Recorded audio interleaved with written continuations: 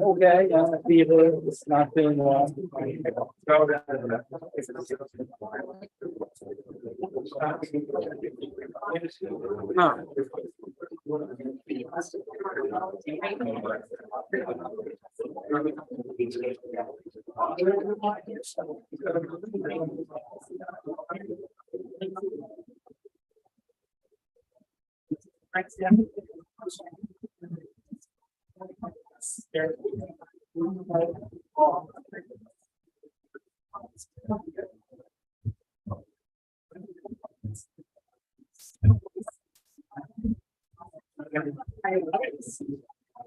What is happening?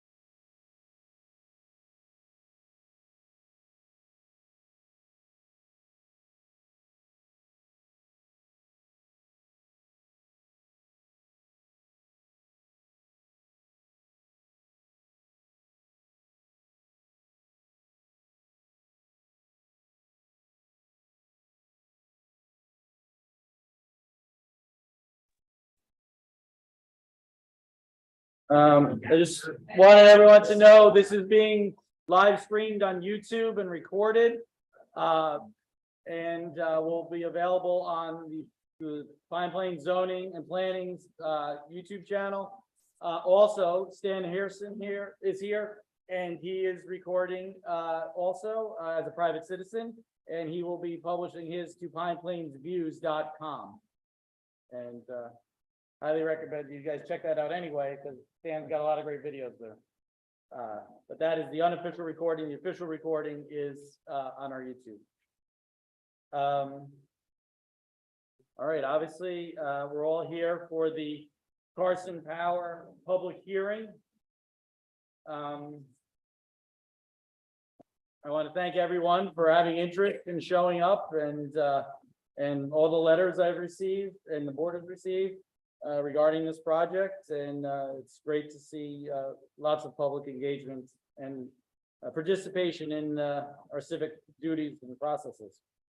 All right, so we're going to start off the meeting with a presentation from Carson-Power about their project, and then we will switch to the public comment period after that. And this is Andrew Gordon from Carson-Power. All right, hi everybody. Andrew Gordon with Carson-Power.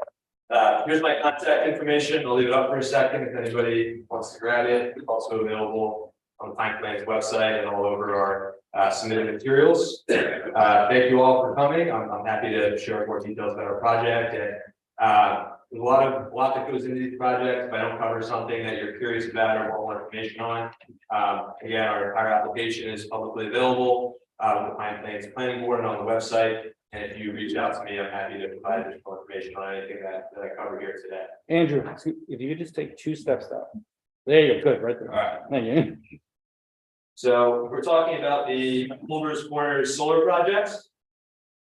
So I guess before I dive into specifics on the project and what we're proposing here, I think it's helpful to kind of set the table for why we're talking about a solar project application in Pine Plains today. The reason for that is climate change and New York State's response to climate change. So here's a list of climate change impacts. New York State, this list is probably nothing new to anybody here. I think the evidence is fairly indisputable at this point that the global climate is warming fairly rapidly.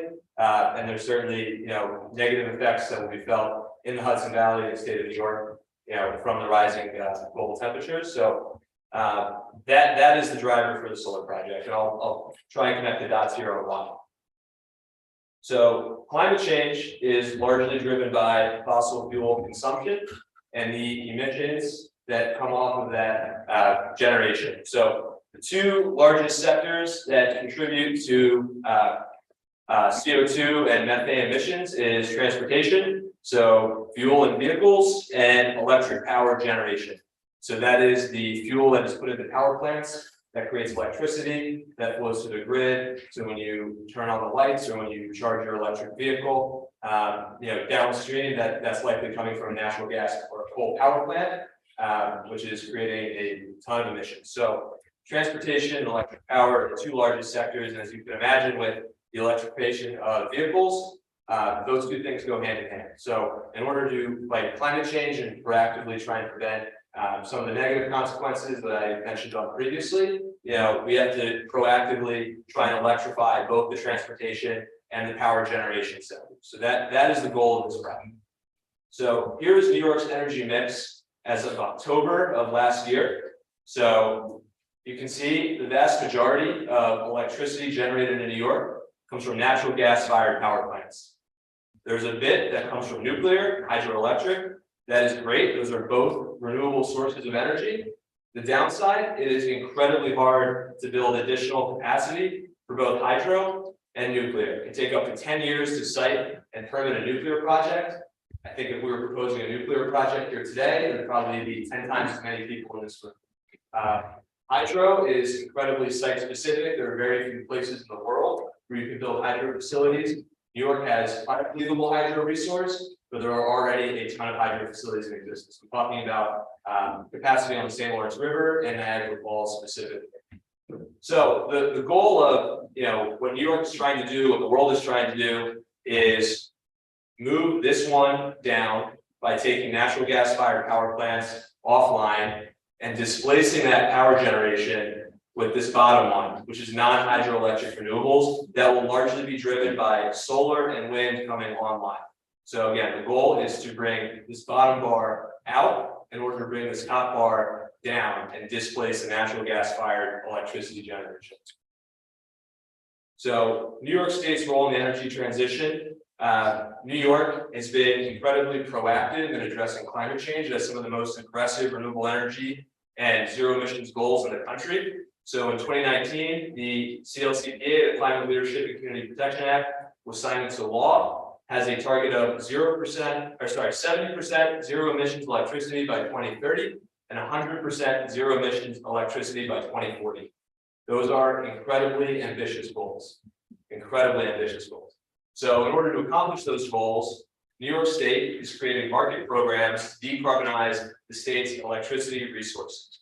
So the state is putting out legislation, regulation, they're creating markets in order to incentivize private companies like Carson-Power and others to come into the market and create renewable energy resources that will then displace the natural gas fired power plants to bring that bottom bar up and that top bar back. So that it is a market-driven response and a market-driven approach to solving climate change. So here's a few of the programs that New York is currently rolling out or have existed. The one that our proposed project will participate in is called New York Sun. So this is a community solar program. There's other programs that are there for larger scale projects like the Clean Energy Standard. So this is where big wind farms, offshore wind, or much larger solar projects we're talking about today. That is how the state is regulating those projects. But today we're talking about what falls under New York Sun. So New York's path to net zero. So here we are now. The original goal for the New York Sun program was 6,000 megawatts of distributed solar. For the project we're talking about today is 10 megawatts. So the original goal was to hit 6,000 by 2025. Last year, the state doubled down. That goal is now 10,000 megawatts by 2030. And that is only in this specific program. The total load in New York State is about 80 gigawatts, right? So there's a tremendous amount of electricity consumption in New York. And there is a ton of work to do in order to get there. So, obviously, let me end that section here. It would be incredible if we could solve the electricity generation problem by putting solar on rooftops and on buildings and on malls and in carports. All of that development is excellent. I'm very happy when I drive through Pine Plains and I see so many residents do have rooftop solar. But it is nowhere near the capacity that will be needed for New York to hit its climate goals in order to make a meaningful dent here in the fossil fuel emitting natural gas power plants that create most of the electricity in New York State. So we are Carson-Power. We're a small company, we're a small business, we're a team of about 15 people. We're located in New York City. We only operate in New York, and we are incredibly focused on the New York Sun program. I have about 3 years of experience working in New York Sun. I think collectively our team is something closer to 15 or 20 years of experience working in New York Sun. The team has put online over 250 megawatts of these projects in other parts of the state. So this is a relatively new company, but the team itself is incredibly experienced. Oops. Skip one. So we are 100% employee owned.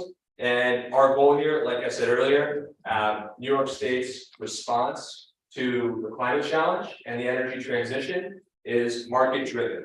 So in New York State, the utilities cannot own the power generation. They can only distribute it. It is all private companies that are actually generating the electricity and selling it into the grid. Right. So our goal as a private company is to help enable that transition by developing renewable energy assets that meets the state's criteria. And again, it's a competitive market, right? It's competitive for a reason in order to deliver the products to New York residents at the lowest possible price.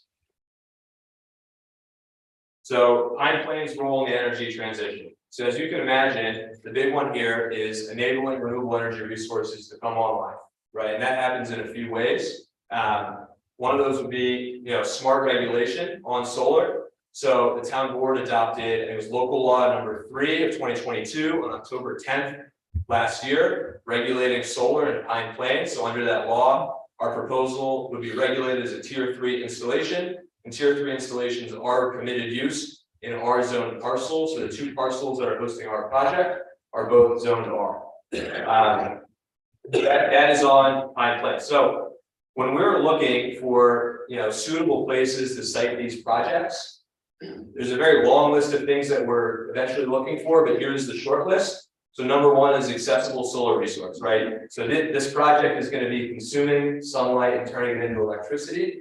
You need to have the input. You need to have good access to solar resource, which we do have here. The biggest one that disqualifies, I'd say 99% of parcels in New York, is proximity to very specific grid infrastructure. So a solar plant like this needs to be on a 3-phase line. It needs to be on a 3-phase line within a certain distance to a substation. And the line has to have capacity and the substation has to have capacity. So you need the confluence of all of those things in order for a project to physically be able to connect to the grid and generate electricity out of it. So another one here is responsible siting with minimal impacts to private and public views. So we're very careful when we're siting our projects, not to put them in a lot of folks' backyards. I think the better screen, the better it is for us. When we found this project and this property and identified as a potential area for a project, we were thrilled because of the way it is screened from both public and private views. It's completely wooded, it's highly elevated. There are very, very, very few residences that are at higher elevation than our project. It is incredibly well screened. So the last one here is constructability. So that is a list of several things. We're looking at slope. It has to have a relatively low slope, so it's constructible with a minimal amount of grading, right? We cannot build over wetlands, we cannot build over critical habitat. So there's a long list of areas that we have to avoid. This is an incredibly clean site and incredibly constructed. So, what I mentioned earlier, the largest constraint far and away on where you can site these solar projects is the grid. So I took this from this week. This is updated monthly. So this is Pine Plains. You'll see here the colored lines. They represent those 3-phase distribution lines, which you have to have in order to connect solar to. The pink lines represent 1- and 2-phase lines that physically cannot accommodate solar. So they are disqualified. It is not physically possible to connect a solar project on those lines. The colors here represent hosting capacity. So if you can think of the power lines like pipelines, they can only carry a certain amount of capacity. Everything in orange or red has very little to no capacity remaining, or there's some sort of restriction on the components and they cannot accommodate solar. Everything in blue can. So I understand there might be fear that this is the first large solar project in Pine Plains. All the developers will flood here, the place will be covered in solar panels forever. That is not going to be the case simply by the restrictions of the grid.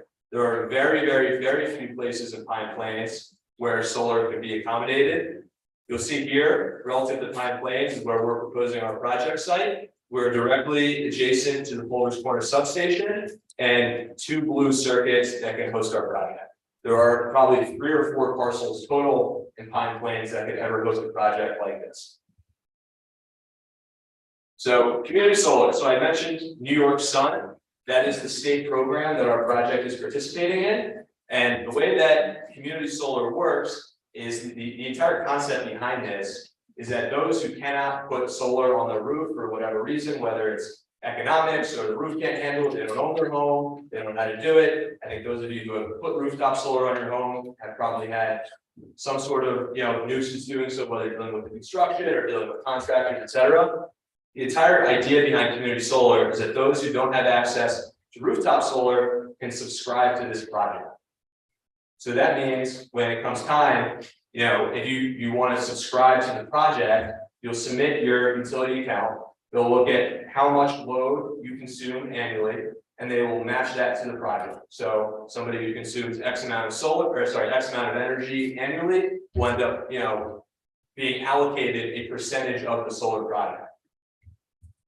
So again, enables those who cannot have rooftop solar to a renewable energy resource. The generation is allocated depending on how much energy you use, and the credits are applied on a monthly basis to offset your utility bill. I'll talk more about that in a second. So the subscriber management company that will be doing this is a company called Nexamp. They have committed to what you see on the screen. So all Pine Plains residents will be given priority access to subscribe to this project. So there'll be a 90-day exclusivity window where only residents of Pine Plains are allowed to subscribe to the project. On top of that, anybody who subscribes to the project will be receiving a 10% discount on their energy bill monthly. So the way this works is you're subscribing to the project, you have 0.01% of the system that generates this much energy this month. Those credits are then put against your bill, and you pay 90% of that value, right? So the way it works out is on an annual basis, you'll see 10% discount on your energy bill. That applies to both energy and delivery charges. So I guess last point there, there's zero cost to subscribe, there's zero cost to unsubscribe. It's an incredibly easy process. I hope you all have the opportunity to experience that at some point in the future. So, all right, here is a map of all the operating community solar projects in New York. There are hundreds. There will likely be hundreds more. For what I said earlier, there is a 10 gigawatt goal. The average size of one of these is probably 5 to 10 megawatts, like what we're talking about today. They're everywhere. Here's a zoomed in look at all the operating projects in the Hudson Valley, and there are quite a few. So here's what we're talking about for our proposal specifically. We're proposing a 10 megawatt alternating current community solar farms. This is actually comprised of 2 side-by-side 5 megawatt projects, although unless you're the utility, that won't make a difference to you. It is sited on 43 acres for the solar project, but the entire property, so the 2 parcels combined, is about 171 acres. So we are going to be purchasing the entire property. So the entire 171 acres will be purchased by Carson-Power. About 25% of the property will be used for the solar, and the rest is to remain as is. So there's about 33 acres of fields that are currently in ag production. The intent is for those to remain in ag production and remain and appear as they do today. So those are the fields on 199 and Bean River Road that are highly visible. From Bean River and 199, you cannot see up into the fields that we're proposing to use here for our solar. There is no lighting, right? The system only works during the day. There's no benefit to it at night. So there will be no light pollution. And the expected project life is 25 to 40 years. We do consider these to be non-permanent installations. So when the project is done, it will be fully decommissioned. All the components will be removed from the ground. The site will be restored to its previous condition, and it can continue to be used for agriculture production when the solar project is long gone. So there's a big difference there between this and a natural gas plant or something like that, where once the site is decommissioned, that's in a brownfield and is rendered fairly useless, forever. So here's our site plan. I apologize, it's a bit grainy. It's a big piece of property. It's hard to get some of these zoomed in. So just to orient everybody, here's 199. Here's the Pulvers Corner substation. Here is Bean River Road. Here is our system. So there's actually going to be 2 access roads. The primary access road will be over here on the west. So this is the existing curb cut that exists today to access this field and the fields that are up here. So we're going to use the same road that currently exists, comes back through the woods and up into the project site. There's going to be a secondary curb cut over here, directly adjacent from Prospect Hill. So the reason for that is we have to actually tie into the grid directly adjacent to the Pulvers Corner substation. We need some access in order to install that interconnection and then maintain it. So that installation period will be about 2 to 4 weeks. It'll be manned. So I know that this is a really hairy corner with poor visibility. We're very conscious of that and want to be incredibly careful. And then from that point, this will not be a road, this dark line. This will just be the cables being buried underground. So these can go above ground or underground. We agree with the board that these will be trenched. There's an existing road that runs exactly where we're proposing this to go, and we're simply going to trench our cables underneath the existing road to connect the point of interconnection back to the system. So I'm going to zoom in on a few particular pieces here. As you can see, it is fully wooded around the perimeter of the array, except for one spot, which is this southeast corner. So we're very conscious of that. What we're proposing is a row of evergreen plantings on that corner to do our best to screen that particular part of the property so that there is a tree buffer around the entirety of the fence line. So here's a zoom in on, this is included in our plans, which you can access on the website for Pine Plains. So here's that eastern access road that we were discussing. So this is the extent of it. This is Prospect Hill here. So again, the curb cut will be directly across. These poles that are about probably 100, 200 feet off of 199. That is where we will actually be tying into the grid. And then down here, this is where everything goes underground, is then fed back to the rest of the system. So I know there's some concern about, making the curb cut here and the safety. We are working with the Department of Transportation to make sure that we're compliant with whatever standards they hold us to. So whether that be some additional clearing around the corners here to improve line of sight, or mirrors, or a gate, whatever it may be, we will fully comply with whatever DOT's requirements are for an access road at that point. So let me go back here. So that will far and away be the most visible part of our project. Will be that access road that you can see off of 199. So down here, again, this is an existing access road. We are proposing a very small bio retention basin down here. The reason for that is, off of 199, this comes uphill fairly steeply to the project area. The gravel road that will be included in the installation is considered an impervious surface. So we have to accommodate for the stormwater runoff in a rain event that might come down to make sure it's not flooding the field or coming on the 199. So what we are proposing there is a small retention basin.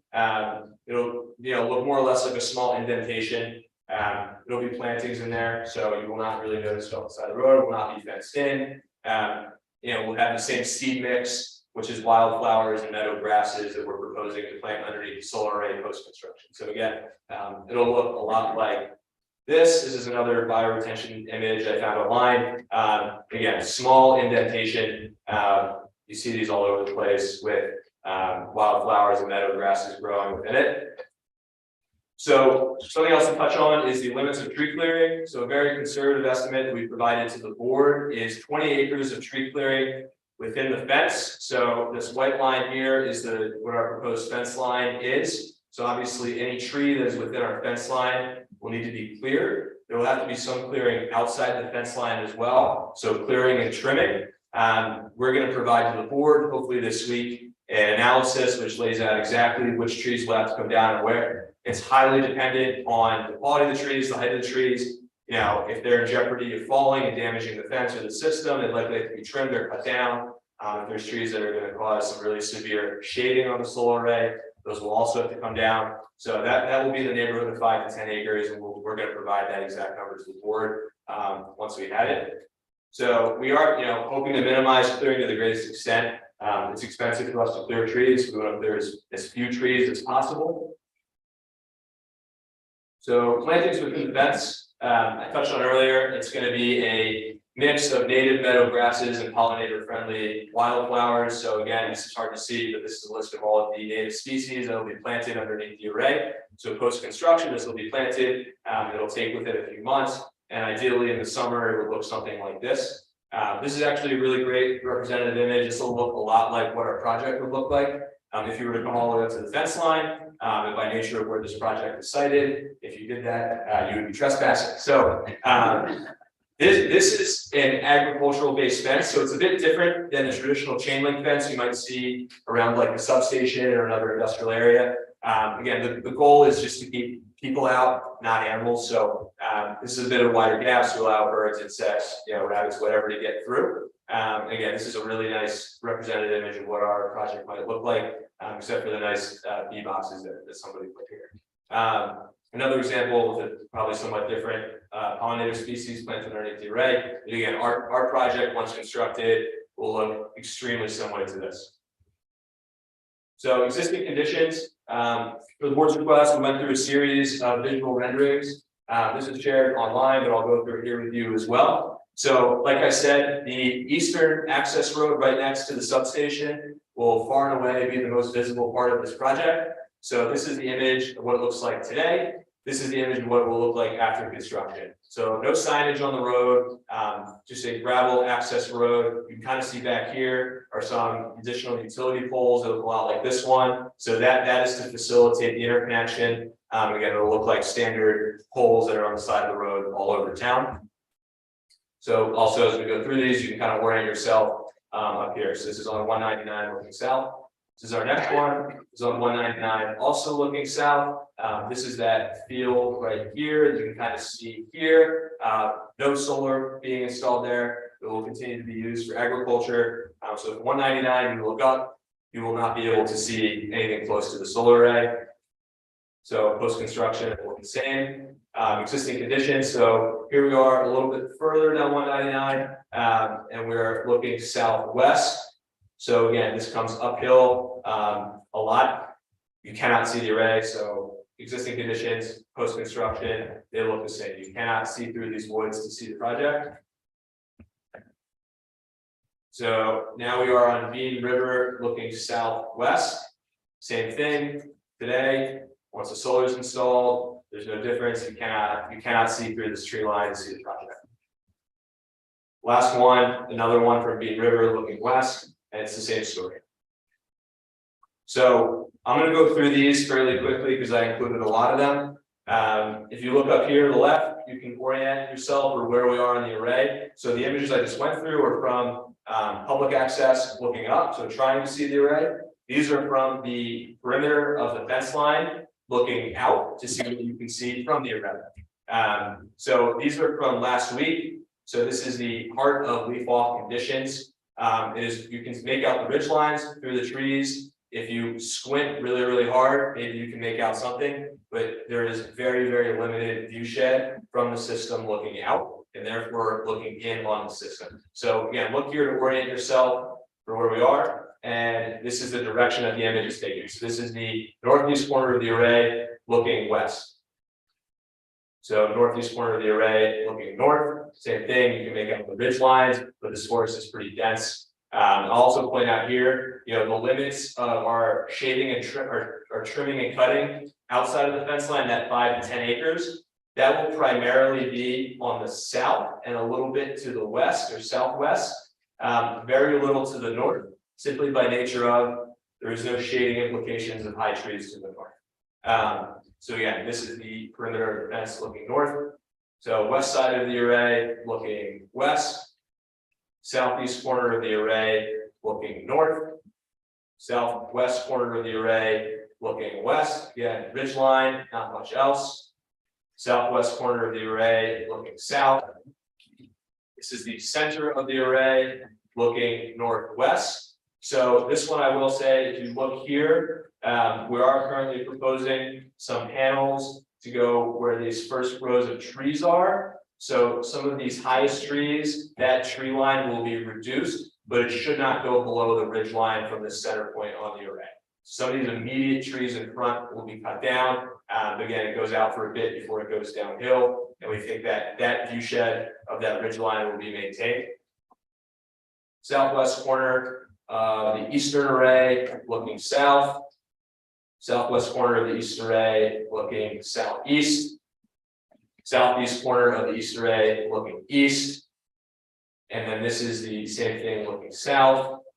So here is the east side of the array looking due east. Again, you can see the ridge line. These trees will be preserved and you cannot see down to Bean River or Tripp Road. It is incredibly well screened. So next slide is going to be this southeast corner where we do have some view shed impacts. So you can make out there's a white home. This is about 1.3 miles from the project site. There's another home you can't see in this image that's over here, which is a little bit over 1.5 miles from the project site. That 3.98. Okay, excuse me. No, we're not doing that. Sorry. So again, this is the one area where we're going to have substantial visual impacts to those homes that are, simply, this is a really high project site. It's high elevation. It's higher elevation than most of the homes in town. These homes in the southwest corner, southeast corner, are higher elevation than us, and that is the nature of it. Okay, so here's the northeast corner of the array, looking south, northeast corner of the array, looking northwest, north side of the array looking south. So when I mentioned solar resource at the beginning of the presentation, this is what I'm talking about, really good southern exposure to sunlight. This is why we decided the project here, because it's high elevation, again, has great access to solar resource. So north side of the array looking northeast, north side of the array looking north, north side of the array looking north, but now we're over a bit to the left on the corner, and north side of the array looking west. So these are the last two images. Again, so pay attention here. You can see the ridge line. This photo was taken in January in total leaf off conditions. It is very, very hard. If you squint it through, you might be able to see a car coming through down there. You can see the ridge line. This is an image from the exact same spot from October. So not total leaf on. There's some foliage that's fallen off, but again, there's some leaves on the trees, and you can see the difference in what that will look like. So in leaf loft conditions, yes, you can see the ridge line. You can kind of see some shapes if you're looking out from the array. In leaf on conditions, and some sort of leaf on conditions, which will be the majority of the year. Very, very, very little, if anything, again, except for that southeast corner. So project life cycle, construction period will be 6 to 8 months. That's seasonally dependent. So if we have to go to construction during the winter, that would obviously cause some delays, especially if the ground freezes and the civil work's not yet completed. Construction hours are proposed at 8 a.m. to 6 p.m. Monday to Saturday. I know for some specifically, loud items such as chipping or anything like that, we're happy to work with the board if they have preferences on limiting those hours to something more restrictive. Operations 25 to 40 year projected project life cycle. It is operated and monitored remotely. Again, so this is not a manned project, so it's built. It is, it is connected to a remote operations center where somebody is monitoring the production of the site 24/7. There is infrequent maintenance visits for preventative maintenance, or if they have to repair something, if the panel needs to be replaced, etc. Mowing 2 to 4 times a year. There's no panel washing, so there's no water resource that's needed on site. There's enough rain in New York, we don't have to worry about that. And then snow removal as needed. Again, this will primarily be the access roads to ensure that there is access to the site in case of difficulty. Decommissioning. So again, we view this as a temporary installation. It is not intended to be there forever. So a full decommissioning plan is approved and held by the town. I'll say it will be approved. We've submitted it to the town. Hopefully approved the decommissioning plan. So again, that lays out exactly how the site would be decommissioned. And this is preparing for a, call it 0.001% chance that for some reason, the owner of the project 25 to 40 years from now is not there to actually decommission the site themselves. The town will hold a full plan set for how to take down the site. They will also have a bond that we are posting, which will be held by the town to decommission the project and restore the site, again, for that 0.001% chance where the owner of the asset is not there to take it down themselves. Panels and steel will be recycled. So conservation of prime soils, and this is another hot topic. So the project is fully compliant with New York State's Department of Ag and Markets guidelines for solar energy projects. So the project is in an ag district, although almost the entirety of Pine Plains is considered in an ag district. So what NISDAM is super focused on is preservation of prime soils, which is mineral soil groups 1 through 4. So here's a cut of the property with mineral soil groups 1 through 4 cut on. So aside from the road down here, which already exists, there's about 3 acres of this section which we are going to be using. So we do have to comply with NISDAM guidelines. That means that when we go to construction, we start moving dirt around in this part of the site. An environmental monitor will be on site to make sure that those soils are preserved and maintained properly per the state's guidelines. So environmental due diligence, again, this is an incredibly clean project site, clean bill of health. So we sent independent biologists on site to do their own report and see what their findings are. So there were 0 wetlands delineated on the project site. There were some wetlands that were mapped by the National Wetland Inventory. We went and investigated those. They did not exist. And if you look at the topography, it is obvious why they did not exist. They're very high up and there was no downstream water flow. So no wetlands were delineated on site. There was no critical habitat found on site for local threatened or endangered species. So the way this works is we file a report with both the DEC and U.S. Fish and Wildlife. They send us back results and they say these are the critical habitat and species that might be in the area. We have to review for those when we go on site. So the species we were looking for here were the Indiana bat, the northern long-eared bat, bog turtles in this area. So there was no wetlands, there was no bog turtle habitat, which needs to be kind of mucky, wet stuff. We did not find any noted habitat for the endangered bats. We do have to comply with seasonal tree clearing restrictions to be careful here. So there's a tree clearing restriction between the end of March and the beginning of November in order to make sure trees are cleared when the bats are not migrating to this area. The biologists are also looking for critical habitat of non-local threatened and endangered species. So beyond the list that U.S. Fish and Wildlife and the DEC is giving us, they're also looking for other threatened and endangered species. None were noted on site. We have to file a report with the State Historical Preservation Office. There were no sensitive archaeological resources on site. So again, clean bill of health. So project safety, there are no fire-prone components included in this project. I think there were some questions about battery storage. There's no battery storage on this site. There's no lithium-ion batteries. It is just solar panels.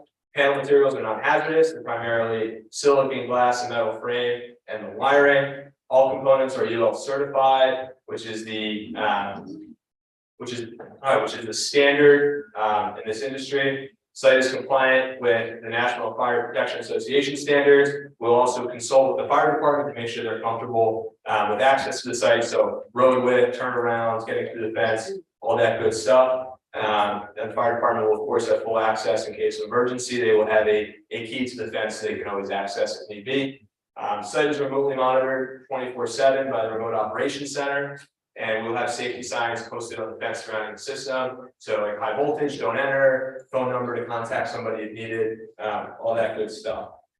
So this is something critical I want to touch on. We're intending, so the entire area is 171 acres.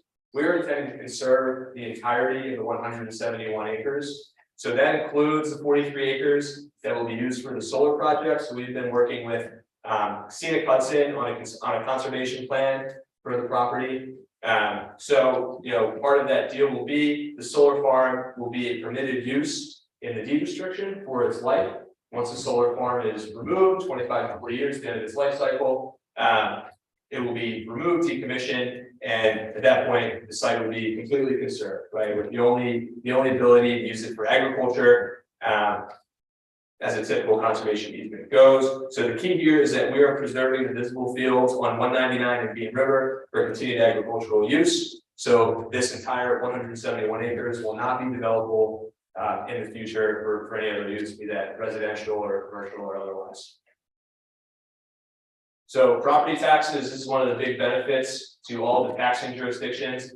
This is a cutout of an estimate I provided the board a week or two ago. So this should be available online if you want to see the whole thing. Highlights here are, we are going to enter into a pilot agreement with the town, the school, and the county, who are the big line items on the annual tax bill. The tax revenue after the installation of the solar array in comparison to the existing property conditions is a tremendous benefit. So here's our estimate of what a 20-year total would be if the property as is continue to pay property taxes as they're being billed today. So about $343,000. After the installation of the solar array, we will enter into a pilot agreement with the town, the school, and the county for the 43 acres that comprises the solar project. We will continue to pay property taxes as is for the remainder of the property, and we will also be paying an ag exemption rollback for the loss of ag exemption on part of the property. I will put a big asterisk here. This is somewhat subject to discussing the final numbers with the town, school, and county in conversations with the local assessor. But this is what the increase in property tax revenue will be on this property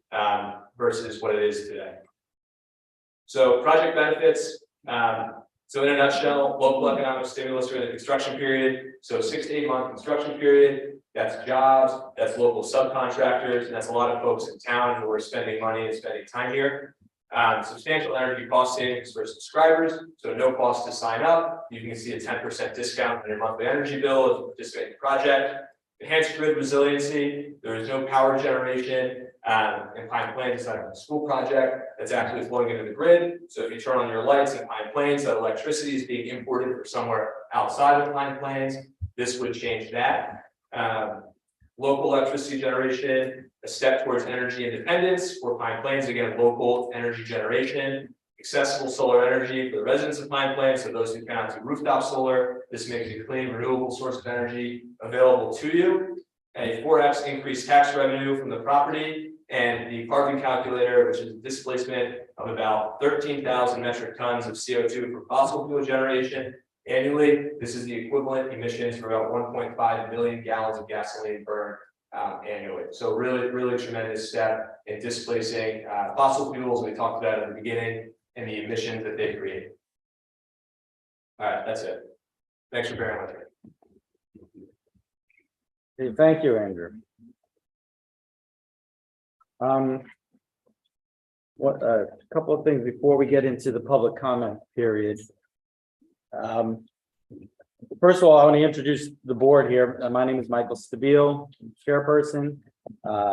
This is Elaine Marsh, she's our alternate member. Kate Osofsky, regular member.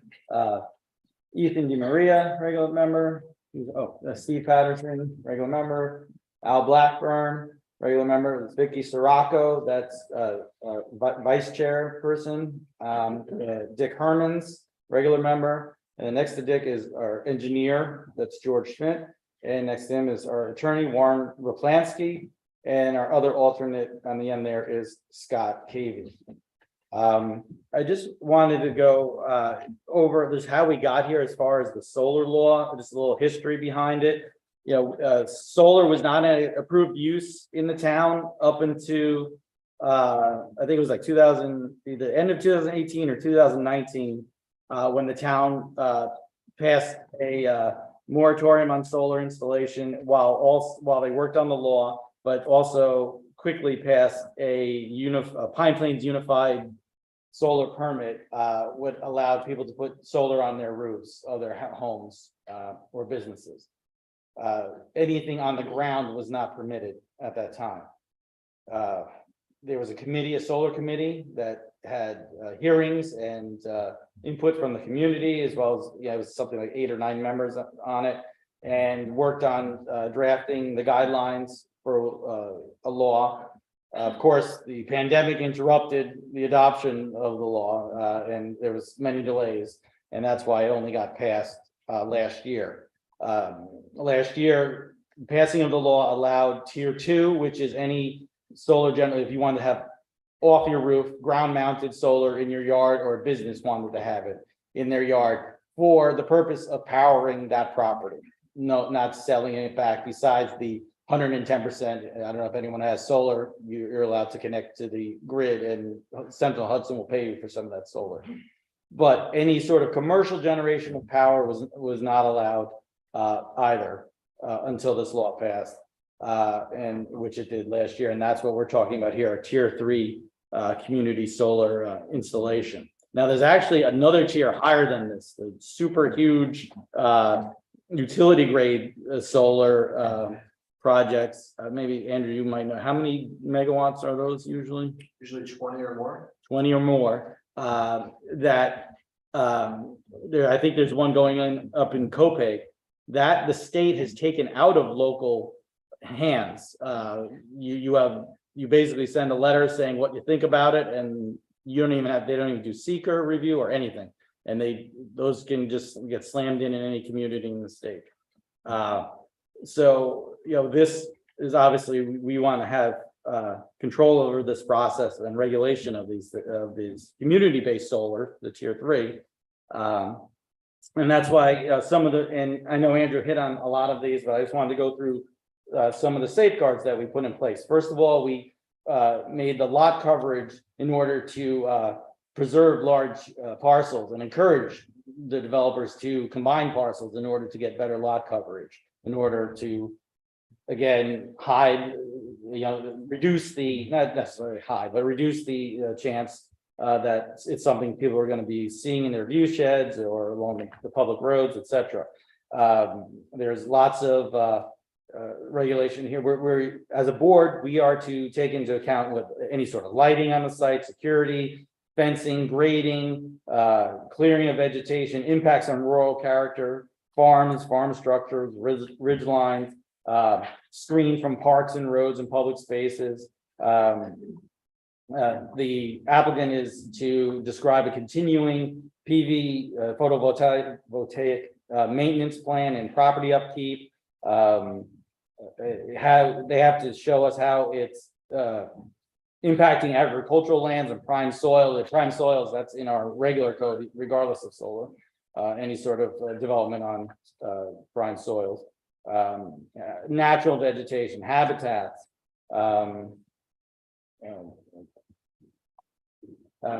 leaving open the property for agricultural uses.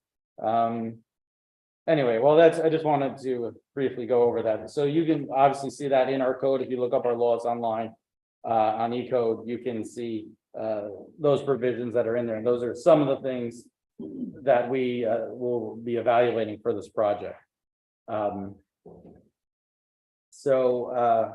Actually, Warren, do you want to just describe the seeker process briefly, and then we'll get to the seeker process, like what we're doing. Well, we have to undertake a environmental review of the project, student seeker, and the applicant just recently applied for an area variance in the fence from 7 to 8 feet.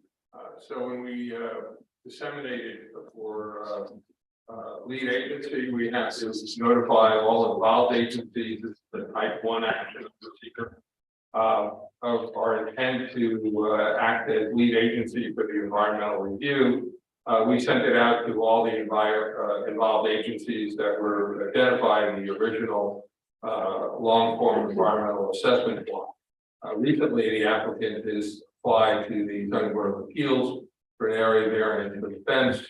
So we had to also notify the zoning board of appeals, as an involved agency, and you need to provide a 30-day time period in which the involved agencies can respond and determine if they want to act as lead agency.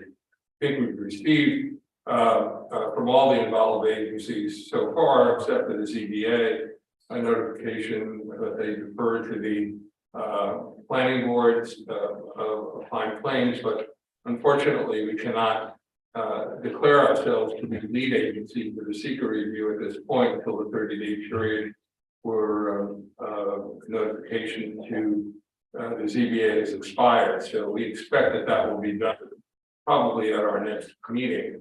And then the town will undertake as a first step in the action an environmental review by reviewing the environmental impact statement comments that we've received thus far, the issues that the planning board and our engineer and other consultants have identified, and determine whether the project will present the potential for one or more significant environmental impacts, which require the preparation of a draft environmental impact statement. If the planning board as lead agency decides that there is no potential for one or more significant environmental impacts, the planning board could then issue what we call a seeker negative declaration, and then we would move on to review of the project itself in accordance with the issues that were identified during the environmental review. So that will have to be done, and that will occur before, as the first step in the review process for this application. If it is determined that a draft environmental impact statement has to be prepared, that's a much more complex process that could take some time. We don't know at this point what the results will be of our initial determination. I don't know, we'll probably discuss starting that at the next meeting or another special meeting. This public hearing will certainly be kept open. No decisions will be made tonight. We can't make any decisions until we finish the environmental review of the project. So we expect that there'll be more opportunity for the public to weigh in, both on the environmental impacts of the project and the site-specific issues according to our zoning law. So we haven't scheduled that yet. Thank you, Warren. Just the fence is 6 to 7, right? Yeah, just to make sure everyone knows, it's the fence variance they're looking for. We limit 6-foot fences in this town, and they are required by the electrical code to have a 7-foot fence. That's why they're in front of the zoning board.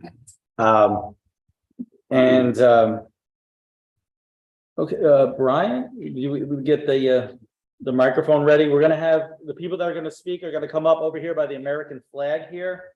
And also, a second, I will open the public hearing. It's going to move the camera also to capture you. As I call your name, you'll come up to the microphone area and say your name and address. The first person I have on the list here is George Galganini, I'm sorry. But first, actually, before we have to do that, I just want to mention that the letters, obviously anyone can keep submitting letters, and they'll go into the record, and be published, on our Dropbox, along with all the other ones we've received.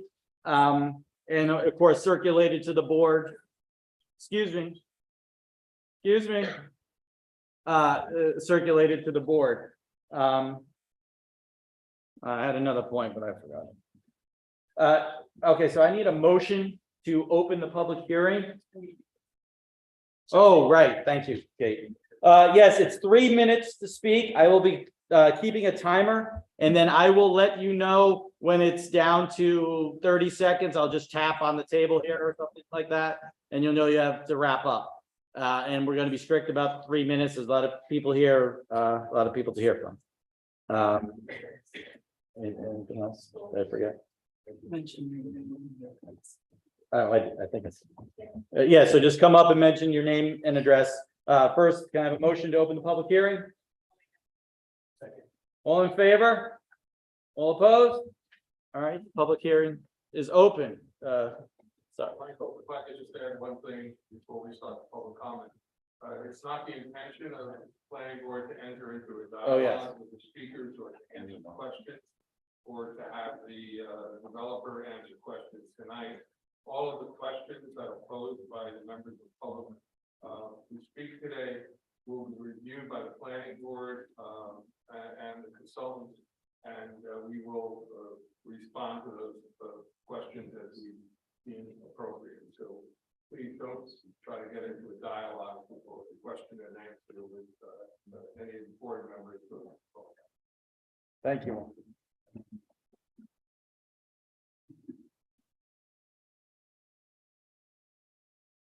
Good morning. My name is George Galganini. I'm an attorney down in Somers, New York.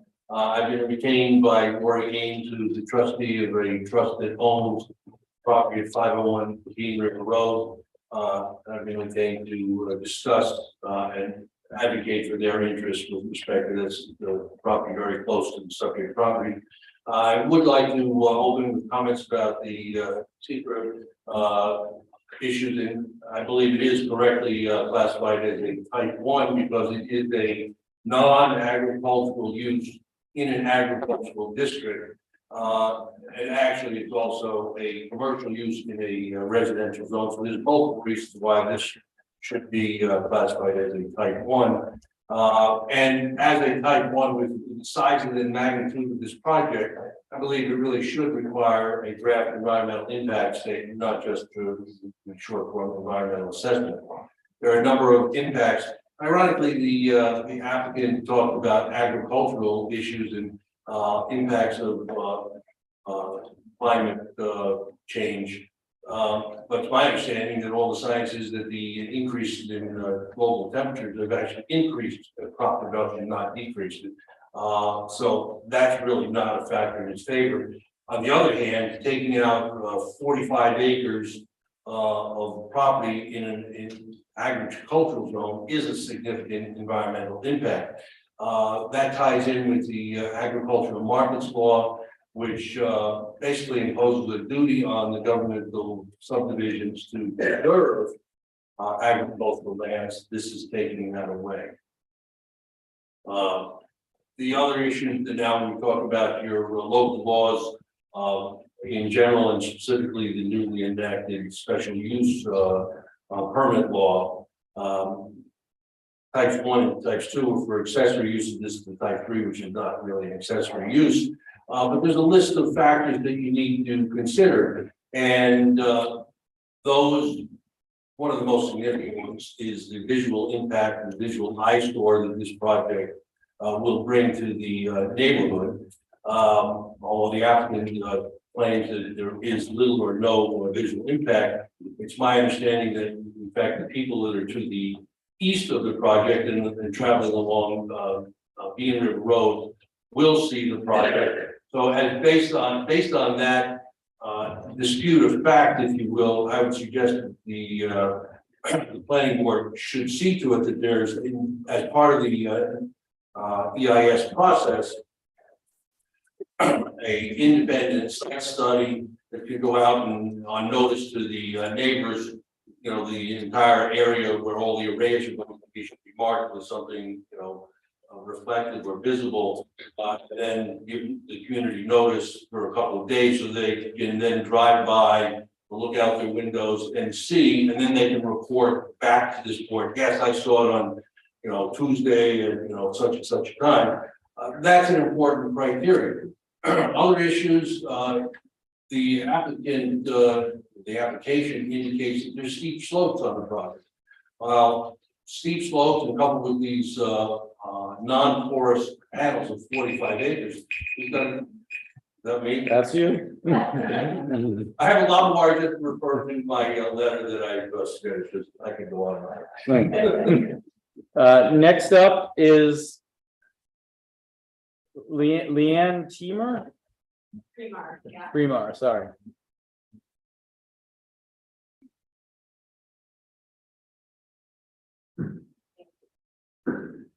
I just want to apologize in advance. I'm not very nervous public speaker. But I own a property at 381 Skunk Missouri Road. Some of you visited my property last year and remarked actually on the incredible western views that we have from our property.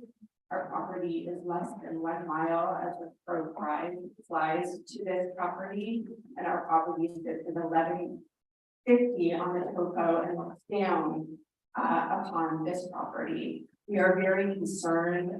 Bean River Road Bean River originates on our property. We're very, very concerned about the wildlife, and it is a protected wetlands. We are concerned about the heat and light pollution that would be created from this development, significant development, as well as the potential impacts it would have to our runoff water, Bean River, and our wells. While I am a general supporter of green energy, I have to say I have really deep concerns about this development for our community, and noted that the people who work at Carson-Power live in New York City, but for those of us who live here in Pine Plains and also on Skunk Missouri Road, this would have a significant impact to our homes, to our vegetation, to our sightlines, to our property values, and we believe to our future generations that live in this community.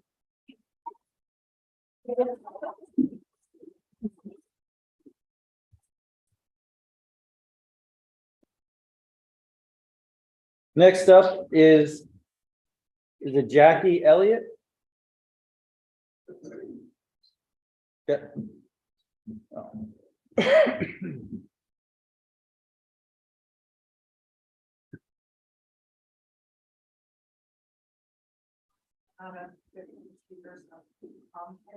If you could hold the mic up.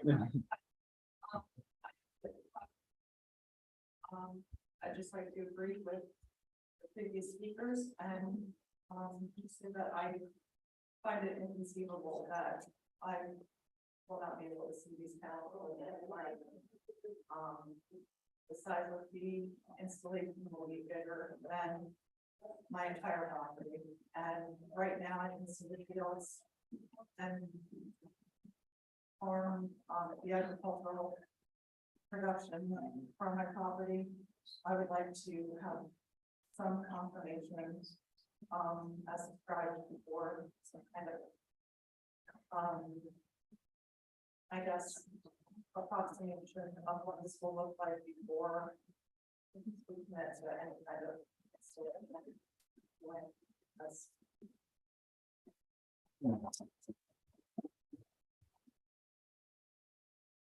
Okay, next is.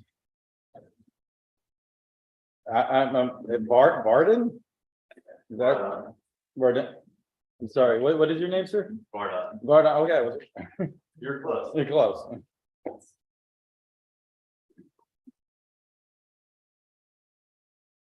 Thank you for coming, everyone. Yeah, I think it's worth. Wait, I'm sorry, your full name and your address, please? Martin County, 504 Beaver River Road. I think it's worth mentioning that I do due diligence for a living. I actually work with an investment fund. And when you have projects like this that are kind of brought in through deep incentive from the state that have been made very recently, it's important to really consider who the actors are and what their motivations are as they kind of come into these projects, right? And so it's worth mentioning that a company like Carson-Power, which is a fund that's sponsored, it's a developer that's been around for about 1.5 years, maybe, has very little experience as it relates to the actual entity, regardless of where those people spend time beforehand. And promises made for long-term periods, 40 years, 50 years, are very hard to reconcile with the fact that there's actually no longevity in their actual experience as a developer. So it's very important to consider as a board, who are we getting to bed with? And what are we doing to make sure that there's actual longevity in the project? I won't argue with the environmental impact. I won't argue with the need for renewable energy, but there are many different types of people that you can transact with when you're entering into these types of relationships. And it's very important to know what types of developers they are. Are they buying whole? Have they actually shown a portfolio that matures? Or are they exiting, as Carson has already done, other projects quickly to bigger buyers, where they can kind of take the liability off their balance sheet and say, hey guys, we're wiping our hands of this, someone else can problem it. It's not something that's commonly discussed. Often we talk about environmental impacts and the like, but these are the kind of things that as a community, we should be protected against. So I really put it to the board to say, guys, let's make sure we know what we're doing, not only from an environmental and regulatory impact, but purely from a business impact. What are the incentives on all sides? And who are the right partners that we want to work with as we move towards this future? A transformative one, I hope, but one where we can all benefit in the right ways. Thank you.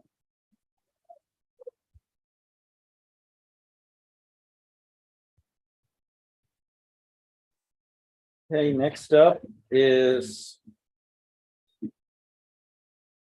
Wow, what do you think?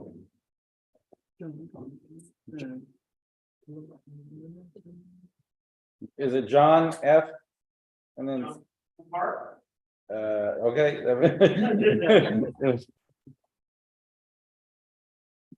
Yeah, I get it.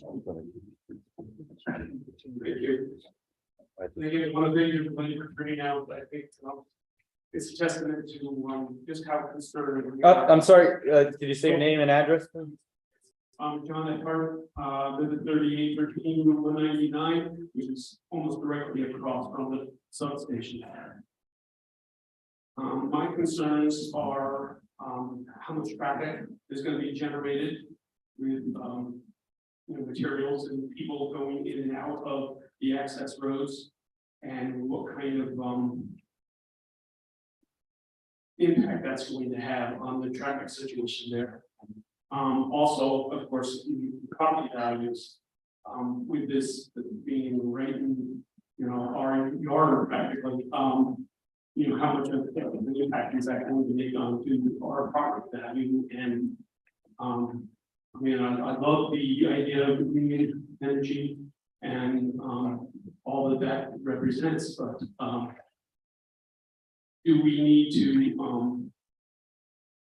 give up our earnings that we may have, potential earnings that we may have had in our property in order to achieve this? My other concern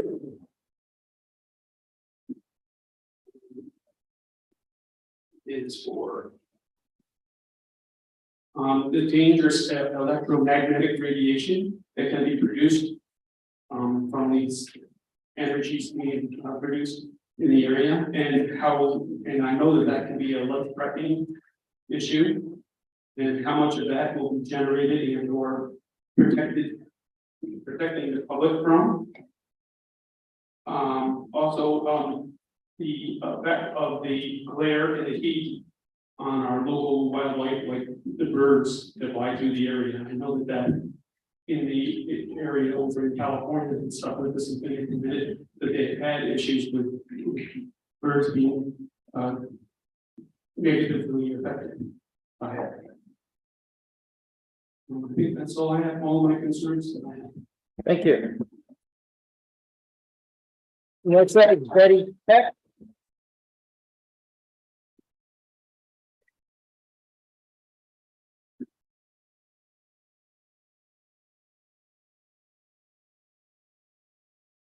I try to change this with a negative, with a neutral. Sorry, Betty, where do you? Betty Peck, 10 Carrington Drive. My mailing address is Millerton. And she lives in my place. Oh, you live here? Pardon? You live here, you said?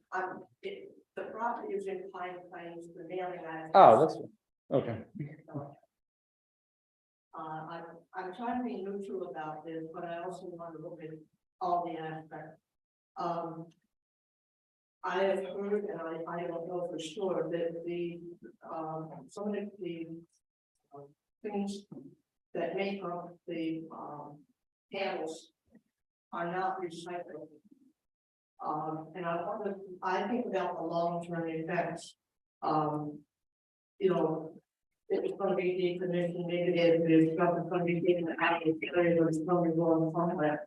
And I'm not against green energy, but I do think that in a lot of cases, some things are being pushed faster than communities and people are able to accommodate.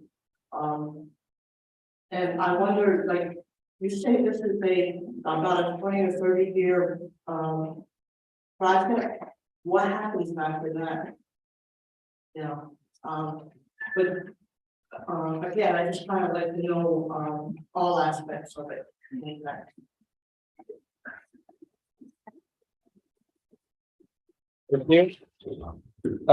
So I have Pavan and Anna Gattani. Are you guys speaking together, or only are you going to go one after the other? I'm going to go one bit time. Okay.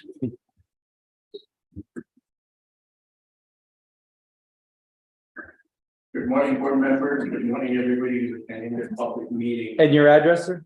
My address is 504 Bean River Road, right at Thomas Corners. I've been a resident of this community for the last 20 years, and I am not here to debate the pros and cons of this whole project, because there are a lot of things which are not mentioned by the gentleman, Mr. Andrew, which are a cause of concern. The problem is that most of these panels are made with toxic substances besides silicone, and there have been issues in terms of recycling them. The main issue is that there is currently only one company in the United States which guarantees to recycle a portion of their manufactured panels. I don't know where these panels are coming from, and I also don't know what kind of bond they are given for decommissioning once the project gets over. The life of these panels, they say, could be 8 years, could be 10 years, could be 20 years, we don't know. But obviously, when the costs go down, the panels get changed because they want to get the maximum output of DC electricity to go back into the grid. So it is kind of the policy, they say, okay, we're gonna install it, we're gonna just leave it. No. These panels are subject to change.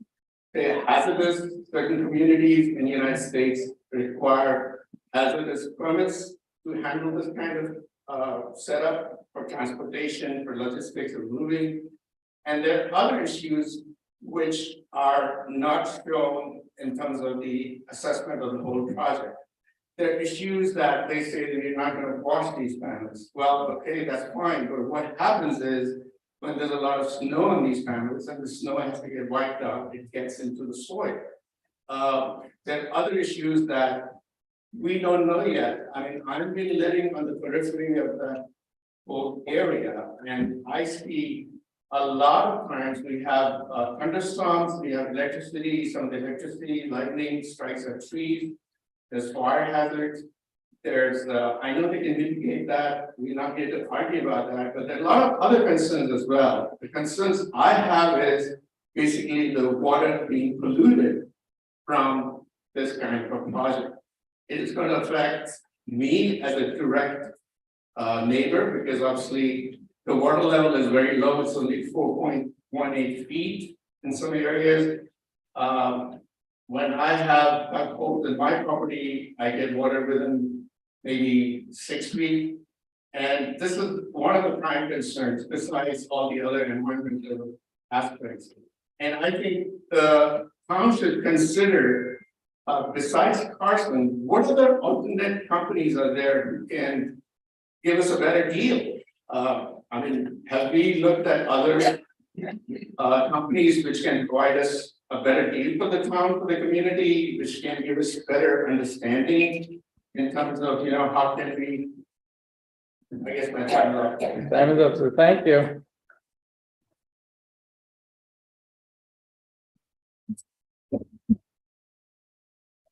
Dan Aronstein? Yeah, I'm gonna submit my questions and comments in writing.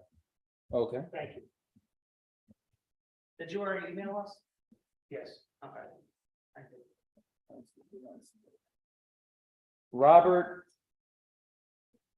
I'm not sure, it's just like a signature. J, Robert J? Not Robert?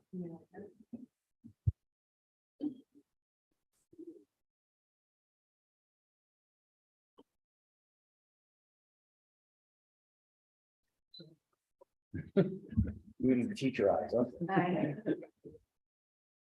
huh? No, it's not Robert, huh? Well, who didn't sign their last name? Maybe put like an H with like a squiggly, as a J or something. J is a middle initial. No, Is that you, sir? I'll say something that, yeah. That's the wires.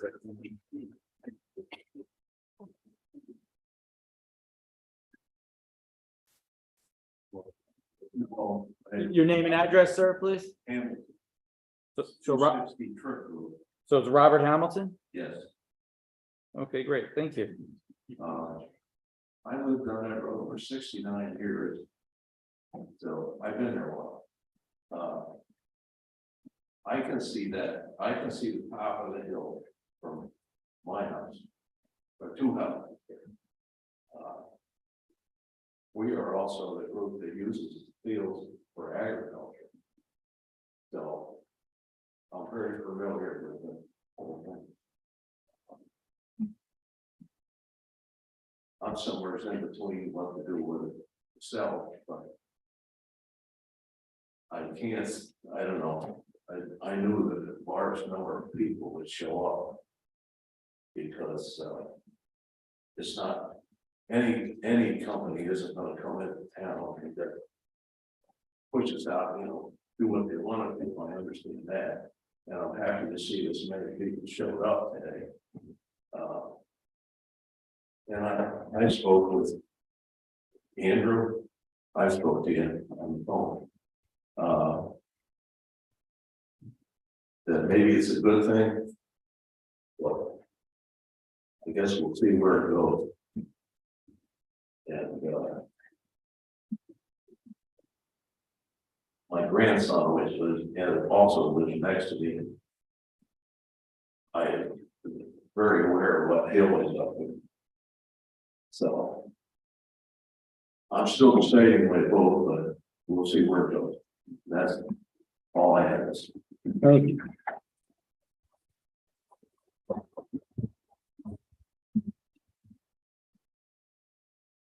Yes, Okay, so. Yes, it was. this is an addition. Whatever. Not right, yes. Got it. Okay, James Augustine.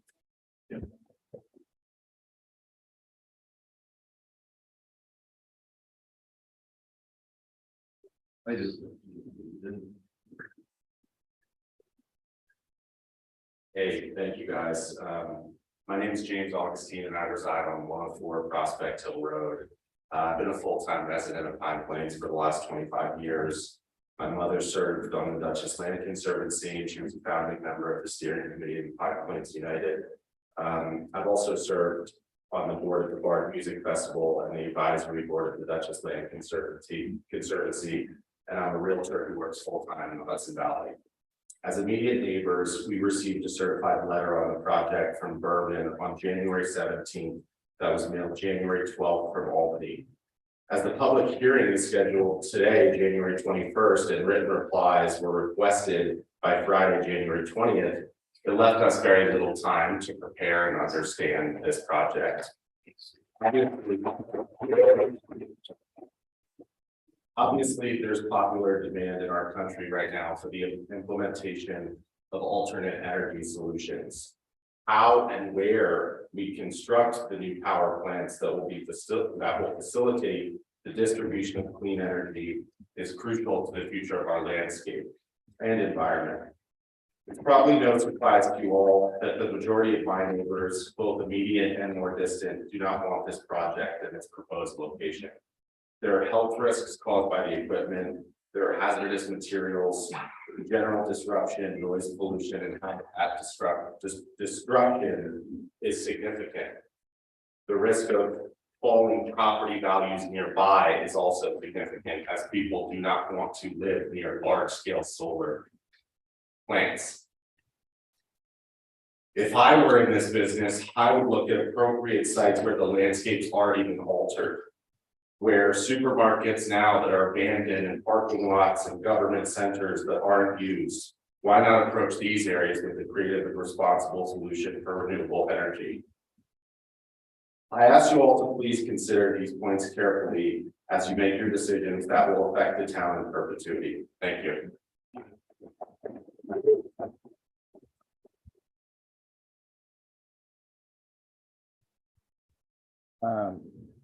Joan Redmond.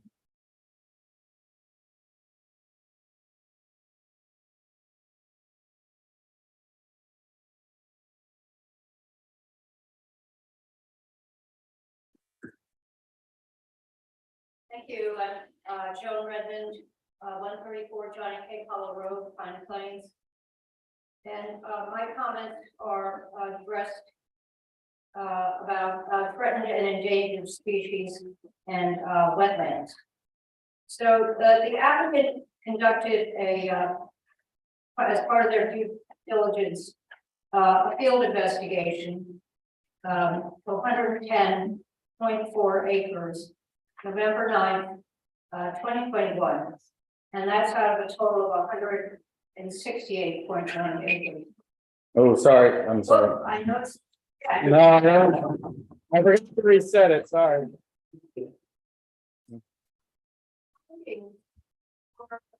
Part of the findings were the possible existence of endangered and threatened species, which included, this is part of the DEC letter 12/21/21. Included the bog turtle, which is an endangered species, the northern long-eared bat, which is a threatened species, and they've been found within 3/4 of a mile and 4 miles respectively to the project site. Also, the U.S. Department of the Interior Fish and Wildlife Service dated 12/18/21 also lists the same species. And included in that is the monarch butterfly, which is a candidate species due to be listed in 2024. So it's imperative that, sorry, I'm just Please. shaking. It is imperative that the broad field study throughout the 168.9 acres by certified local biologists be conducted during the relevant seasons, not November, to determine whether the identified species are present. And so I don't run out of time. I'm going to skip over to the wetlands. So the 66.23 acre western parcel features part of a 14.67 acre wetland which spans the neighboring parcel. The National Wetland Inventory described this wetland as a freshwater forested shrub wetland. Characteristics include its non-tidal wetland dominated by tree shrubs existing emergent grasses, mosses, blah, blah, blah, seasonally flooded, saturated, with surface water for extended periods, generally or more than a month during the growing season, but absent by the end of the season in most years. So this was this particular wetland is cited by the report. However, in the full environmental assessment form, they say there is no wetland. Pine Plains zoning requires, the zoning law requires a 100-foot buffer setback around all wetlands. The applicant's proposal shows the solar array located on top of this wetland. This wetland should be off limits to all disturbances. And a further field study during the growing season, not November, when the area is saturated and covered with surface water, needs to be conducted to ascertain if this area also serves as a seasonal vernal pool for pools with salamanders and other aquatic creatures. And that's Thank you.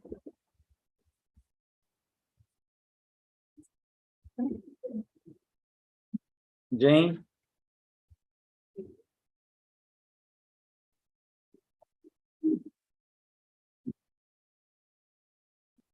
My name is Jane Waters. I live on 24 Dulles Hill Road. My husband and I used to own the property right down that road, but it extended along the ridge line, almost to the border of where this is. I walked it many years ago. The area that Joan was referring to, if you go to the Dutchess County parcel access, you can overlay properties with certain things, and I have here the wetland that's of concern. Now this is, you don't see this from the road. There's really a plateau at the top of the property that is where the panels are supposed to be. And this wetland on the county map is shown very clearly. It would require the panels on the western part of the panels to be moved back a bit. And I can give the board a copy of this so they can see what I'm talking about. When I used to walk up there, that area is squishy to the feet. You're not walking through a pond, but it's a bit squishy, and that is particularly in the spring, which of course is when the wood frogs would be there, and the spotted salamanders and other species that are having more trouble these days. But we've certainly seen the decrease in our own pond. I'm very much in favor of solar. I have solar panels on our roof. We built our house in 1983 that we live in now, so that there was the exact right exposure for solar to the south. And we love the fact that our electricity bills are much lower than they used to be, and at the end of the year, maybe we need, Central Hudson a little bit, sometimes they owe us a little bit, but it's made a huge difference with our electricity bills. I am not concerned about any of the visual impacts. I know the area well, I've lived here for years. You will not see, you will see this field, these fields here, but you will not see the area where the cows actually are from Bean River Road at all, or from Prospect Hill Road. So that's basically, I want to speak in support of John's comments. But I am not concerned about pollution or many of the other things that have been raised. Thank you. Thank you, Joy. Right on time. Perfect.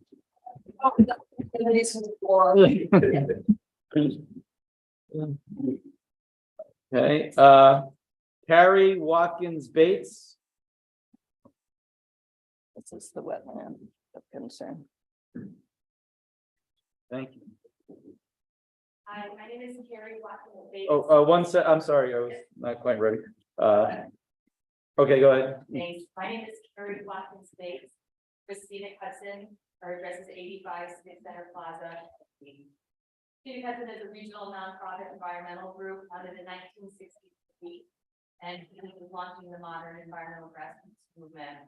They were the largest environmental group in the region, and in the face of the newest and ongoing challenges in the region, including the effects of climate change, we remain committed to making the Hudson Valley a great place to live, work, and play for everyone.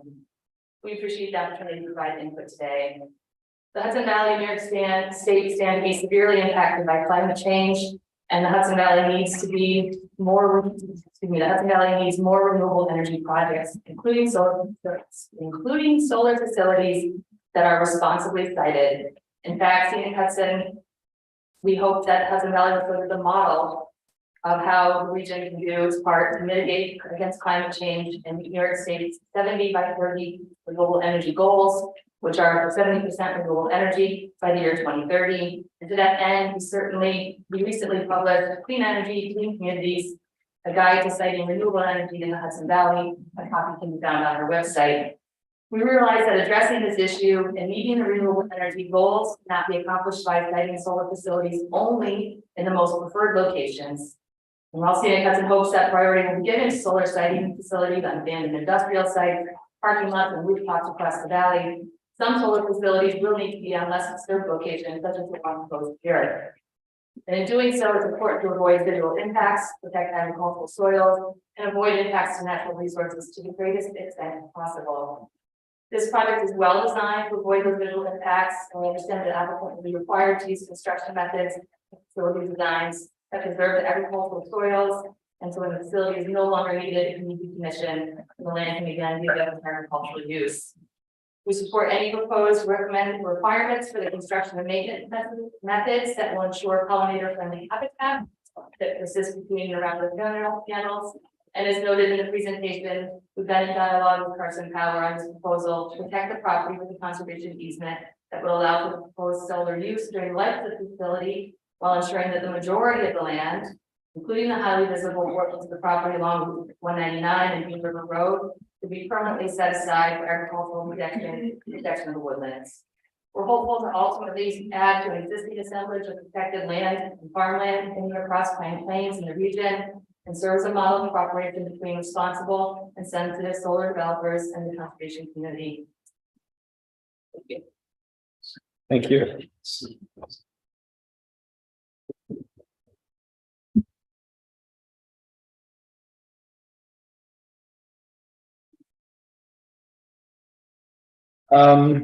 The next up is Laura Gonzalez Fierro.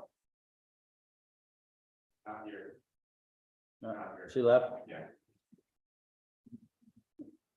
Matthew Cacchetti.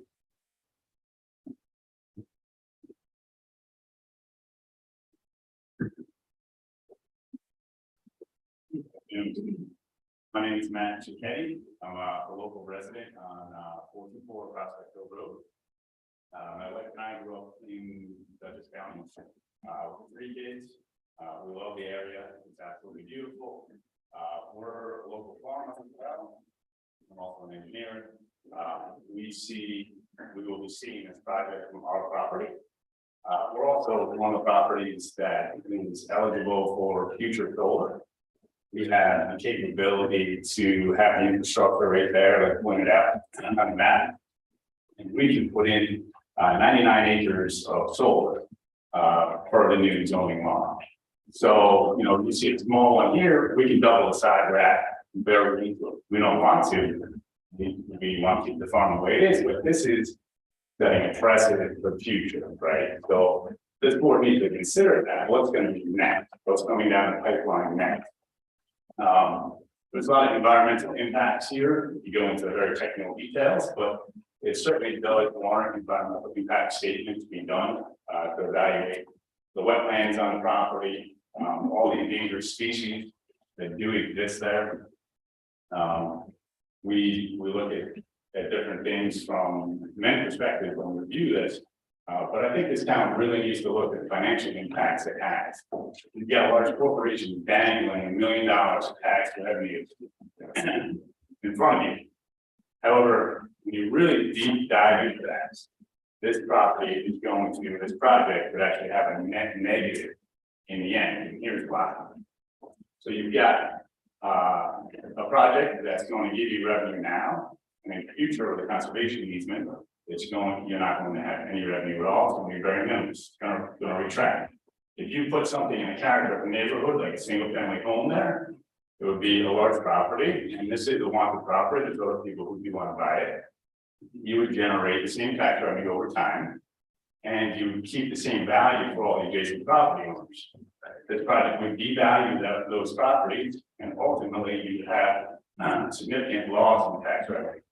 So the future of this town needs to be, thought about. For our children, we hope that the board will look at that, and really consider this project, not just now, right? Let's slow down. Let's take a good look at this, and let's look at all the impacts it's going to have from many different perspectives. And let's make sure that this town is as beautiful as it is now in 25 years for our children and all of our ancestors. Thank you.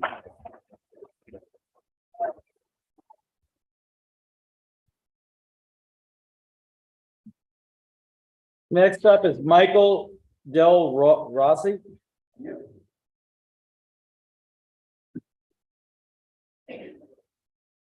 Hi, I'm Michael Del Rossi. I'm at 5 Lakeshore Drive, Ackendale, New York, your neighbor. I'm also part of ruralancrum.org. The one thing that's kind of getting to me is the fact that we have this climate change. We need renewable energy now, and we'll need it in the future. However, there's something about it being decommissioned in 25 to 40 years. Are we to believe that we will not need this extra energy in 25 to 40 years? The other question is, and I have solar panels on my roof, I know that they lose efficiency over the years, and that is usually 10 to 25 years, 30 years, depending upon the panel, and new technologies are coming up all the time. At some point, when the efficiency comes down, will they be refurbishing and putting in new panels? And the other question is come 25 to 40 years, when it's supposed to be decommissioned, will they come back and ask for a renewal on the lease of the land, or doing, the same thing, providing solar electricity? I mean, it's important. We all need to worry about what we leave for our children and our grandchildren. But we have to look at these things very carefully as well. Thank you.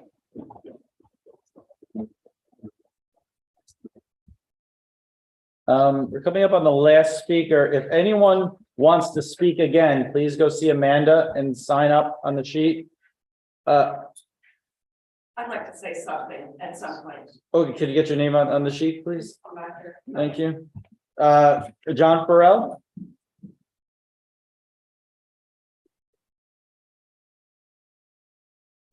John, you've changed. Everybody hear me off the mic?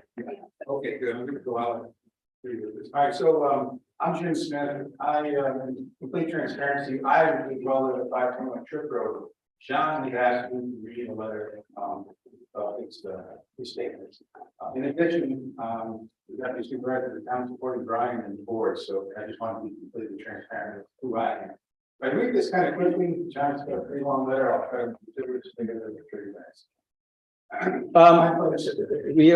think we need you on the mic, Jim, I'm sorry. Okay, Lord, can you hear that? Yes. Mhm. Okay, all right. I'm explaining board from John Farrell, January 20th, 2023, Carson-Power application for a tier 3 solar farm. 454 Green River Road. I have asked my good neighbor Jim Smith to read this statement at the public hearing in my absence. These comments, for better or worse, are mine, not Jim's. Please don't shoot the messenger. We have a 200-acre farm on Trip Road, the north field of which is within the 300-foot notice range of the CP project. However, I don't believe the project, if approved, would be visible from my house. Full disclosure, it was my pleasure to serve on the planning board for 10 years and as chairman until 2017. To me, this is a very difficult and complicated application. I know the board is working hard on understanding the application, be fair to the applicant, but also to protect the interests of the town and its residents. The tough issues are: one, dealing with a brand new bare bones solar zoning law amendment, and two, new technology and its consequences that none of us really understand, and three, an applicant with no apparent track record in successfully designing, financing, building, operating, and managing this type of facility. I've read the excellent and detailed minutes of the board meeting from September through December 2022 and watched the Zoom of the January meeting. My takeaway as a board that is trying to formulate the relevant questions in a matter of first impression and an applicant eager to push through a proposal. What's new? With some unclear urgency to build this project by September 2023. Is it the New York State pause of the New York Sun Incentive Program at the end of this year? Is it the federal tax credit reduction? I note that our neighboring town of Copiague has been trying to figure its solar farm application for almost 5 years. At various meetings, the applicant's representative has contradicted himself. Height of the fence, number of acres of trees to be clear cut, and made assertions that need to be independently confirmed. Panels will not be seen from any house or from hand roads. Applicant's answer to many questions is that's the way it's done in the solar industry, as if there's a long history of precedent, and the board should know better. Applicant's discussion of the tax benefits to the town is incomprehensible, at least to me, and has omitted the critical fact that the methodology applicant laid out for the solar project valuations being challenged in an Article 78 proceeding brought by a number of sister New York State townships, and its implementation is under a restraining order issued by the Supreme Court in Albany. All this is to say, my head is spinning, I just don't know how. If I were on board, I could render an informed and fair decision on this application without much more study and input. Many people in town have very good questions that should be heard and answered before any approval is given. There is no reason this project needs to be acted upon now. I would suggest that the town board consider a moratorium on issuing expertise on all tier 3 solar farm applications. If the town board issued a moratorium a number of years ago concerning NMD developments. Just finish that. Okay, the moratorium would give planning board time to make a considered and thoughtful inquiry and establish a rational and fair policy for any tier 3 application, including useful and necessary conditions for approval.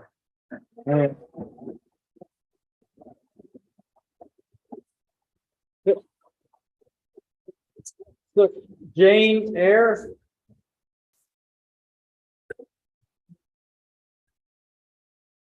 My name is Jane Eyre at 8108 Route 82. I started to look at this issue of solar panels and wind turbines about when Texas happened, and there seemed to be a lot of conversation about it. I haven't done a deep dive into it, but from what little I have, I think that I have understood there are a lot of issues with solar panels, and especially these huge installations. I also want to say that I'm quite deaf, and so I've missed at least half of what's been said. I just want to read a list of something that I pulled up on the computer today of the cons of solar panels. And I'll just read off that list of 10 things without going into them deeply. Number 1, location and sunlight availability. Number 2, seasonal solar disadvantages. And I think that applies to Texas when we saw that solar panels really were not capable of handling all of the battery power, so that they only lasted a few minutes. There were a lot of deaths, as I recall, because of people freezing to death. Number 3, sunshine is unreliable. I find that it's entirely overcast here much of the time. Number 4, solar panels are inefficient. 5, solar panels cause environmental degradation. I can't prove this, but I would like to work on a panel of people who might want to look into it. 6, solar panel production uses fossil fuels. I think we could get into a discussion of what climate crisis is actually happening and consider that there might be a solar minimum happening in fact. 7, solar panels create toxic waste. Again, I need to investigate that and do more research. 8, expensive energy storage. Again, the battery situation, what they can and cannot hold and for how long. It needs to be explored. 9, high initial costs. And number 10,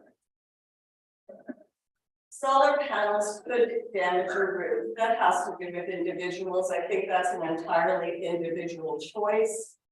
But it's something that as an individual, you might want to look into as well. If it serves you, fine. If it doesn't, or might not, it's something to consider. I have a lot more questions. And I need to formulate. Yeah, you could send in an email or send in your questions in email. Or... Not really sure what they are. Okay. Thank you.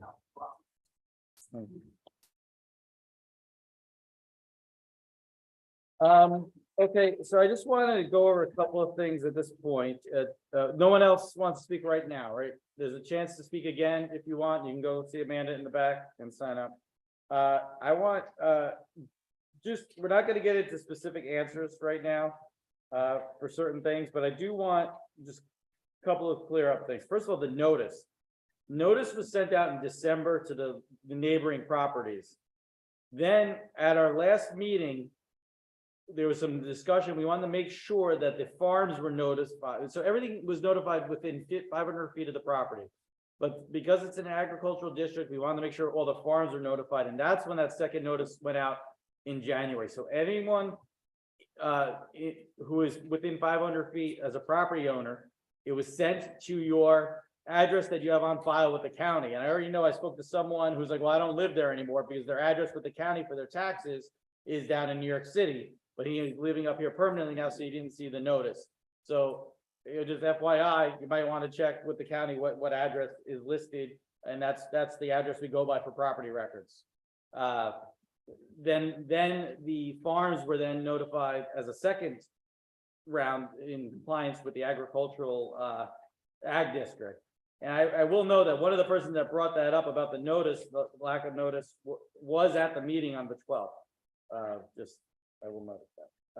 The other thing, notice site visit. We actually did make a site visit. I don't know if I mentioned that or if you haven't watched the meetings where the board walked the entire perimeter of the parcel and tried to get an idea of the land there and the view sheds, etc. That happened in December, right? December was yeah, I think it was December. What else? The REIT. Actually, I do want Andrew to handle that. Andrew, can you explain again, just if you can get up and explain who's going to own this thing over the next 30, like that whole part of it? Sure.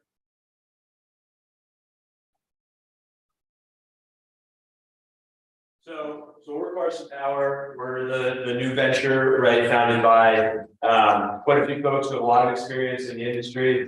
So this is one of our initial projects, our initial portfolio projects, and we're excited about that. So there are two other companies that we're working with on this project, and we're the driver here, but there's others who are involved.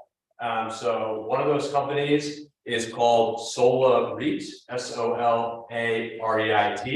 So they are a REIT. Their mandate is to invest in the property underneath solar arrays. So there's some financing advantages because they are a REIT and they buy property instead of power plants.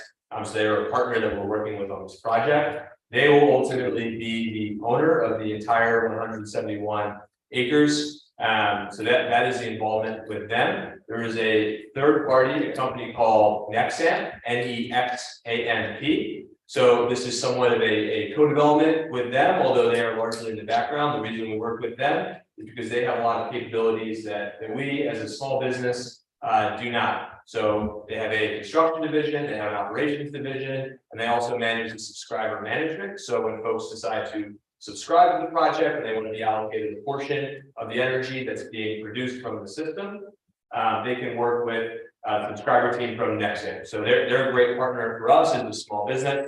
Nexamp, I believe, is based in Boston, although they have offices in New York. They're one of the largest owner-operators of these plants in the Northeast. They have quite a few in the Hudson Valley. They have projects all over New York. So they are deeply experienced. They're involved here with us as well, although we are certainly the driver. All right, thank you. And a REIT is a real estate investment trust. Yeah. And is there any batteries involved in this? No. Okay. All right, thank you. Sure. Warren, can you please inform the people about the lack of precedent setting in regards to any actions by the. Well, traditionally in zoning, we don't really have precedent. Each project is considered on its own merits. The fact that one project certified to improve doesn't mean that another project must be approved, or that approving project will necessarily generate a lot of other projects which need to be approved by the town. There is a small exception to that if the properties and the projects are almost virtually identical. There could be some issue about precedent setting value, which applicants have argued. But the fact that this, if it is approved, will establish a precedent for other applications. It isn't really true. Each application would be considered on its own merit. There'd be no reason why you couldn't approve this project and turn down another project in the nearby area just because this was approved. So it's a little complicated with a lot of precedent in zoning, but it doesn't. It's a bit of a fallacy. Thank you.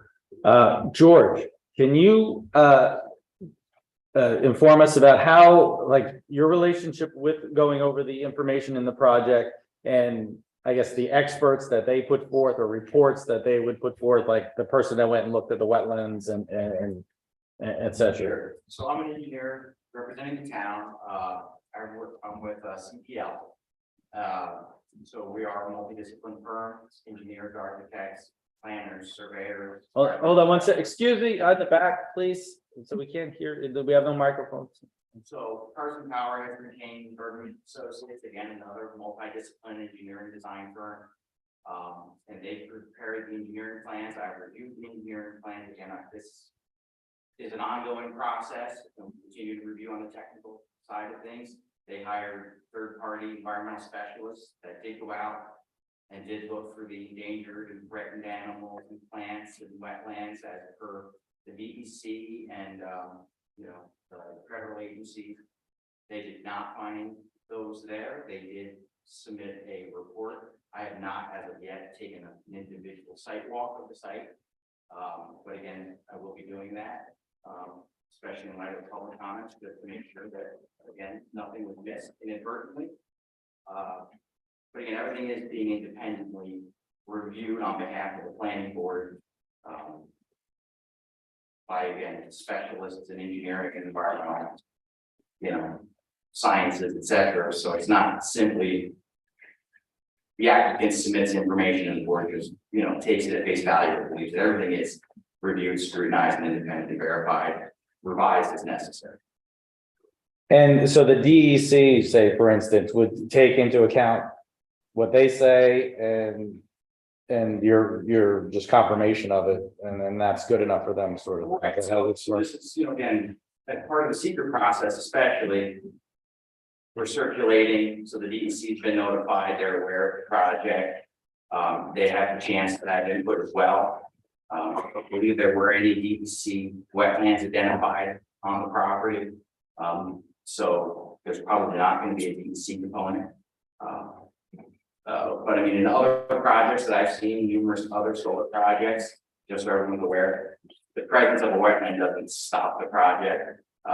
They don't even have to move the panels off of the wetland. They just can't use certain types of construction methodologies or foundations for those panels. So I don't know if this, And put panels right across the wetland, and the Army Corps and the DEC will permit that.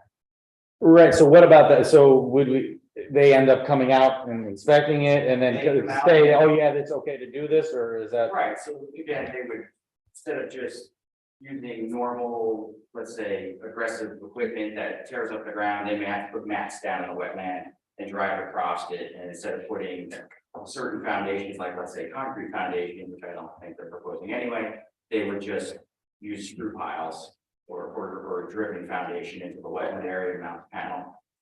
Again, it requires a permit, but it is the DEC and the Army Corps giving permit, the government is looking to try and get as much solar as possible. And you guys. We will verify whether those wetlands are there or not.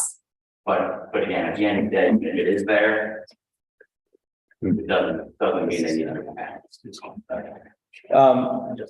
Andrew, I had a question, as far as the bee, we saw the picture with the bee thing, is that something that you guys might end up doing or offer to somebody who's a beekeeper to use the? Yeah, somebody's a beekeeper and they're interested, I'm happy to have a conversation.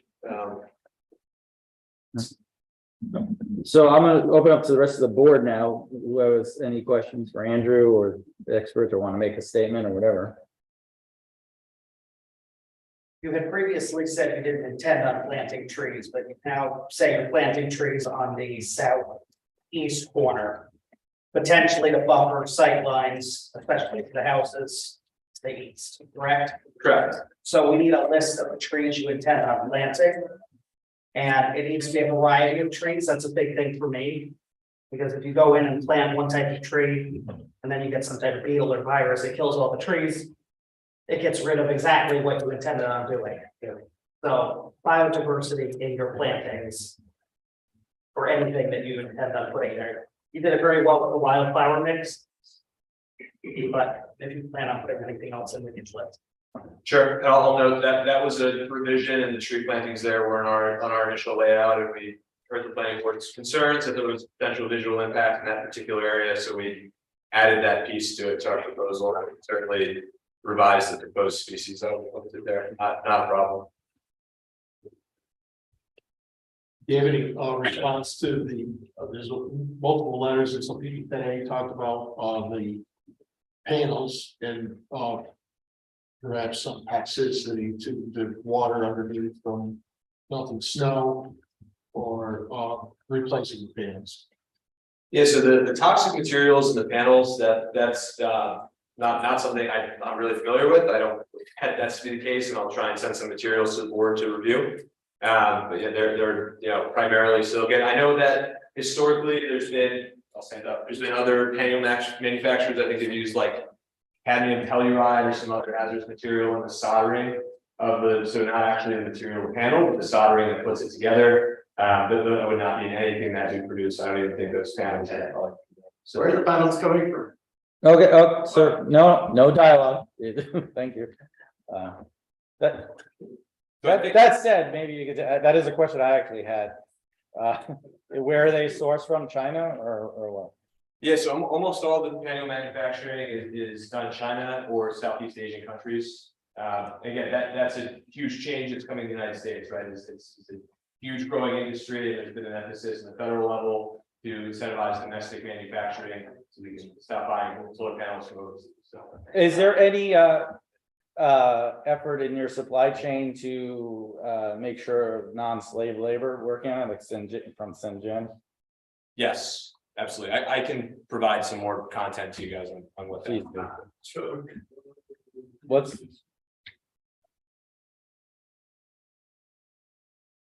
I would like to hear from the other board members, please. I think we need to be. okay, the board members have an opportunity to ask questions, okay? All right, it's everyone, you want us to talk again, you can sign up again. This was too late. Well, that's the standard for the state. And you can submit your comments and we go over them and have them on discussions at our meetings. Yes, fine. Andrew, you submitted as part of the application a letter from CPY, which was the environmental due diligence summary. Yes. And it refers to the field investigation, which we know was done in November. I'm wondering, would it be possible for you to submit the reports that were actually produced by the biologists who did that field assessment? Yep, absolutely. Yeah. I'll request that from CPNY and forward that to them. And do you know how many biologists were involved? Usually they work in tandem. I'm not sure how many days they spent on site. I'll have to request them. So all of that information, the number of biologists, the amount of time they spent, and also an explanation of why only 110 acres was surveyed and not the whole property would be great. Sure, I'll request there. So they usually just send us the final report. Again, they're an independent firm, they have independent licenses, so it's their name they're putting on the paper there. But I'll request field notes and details about the site. I think next to the board. Okay, thank you.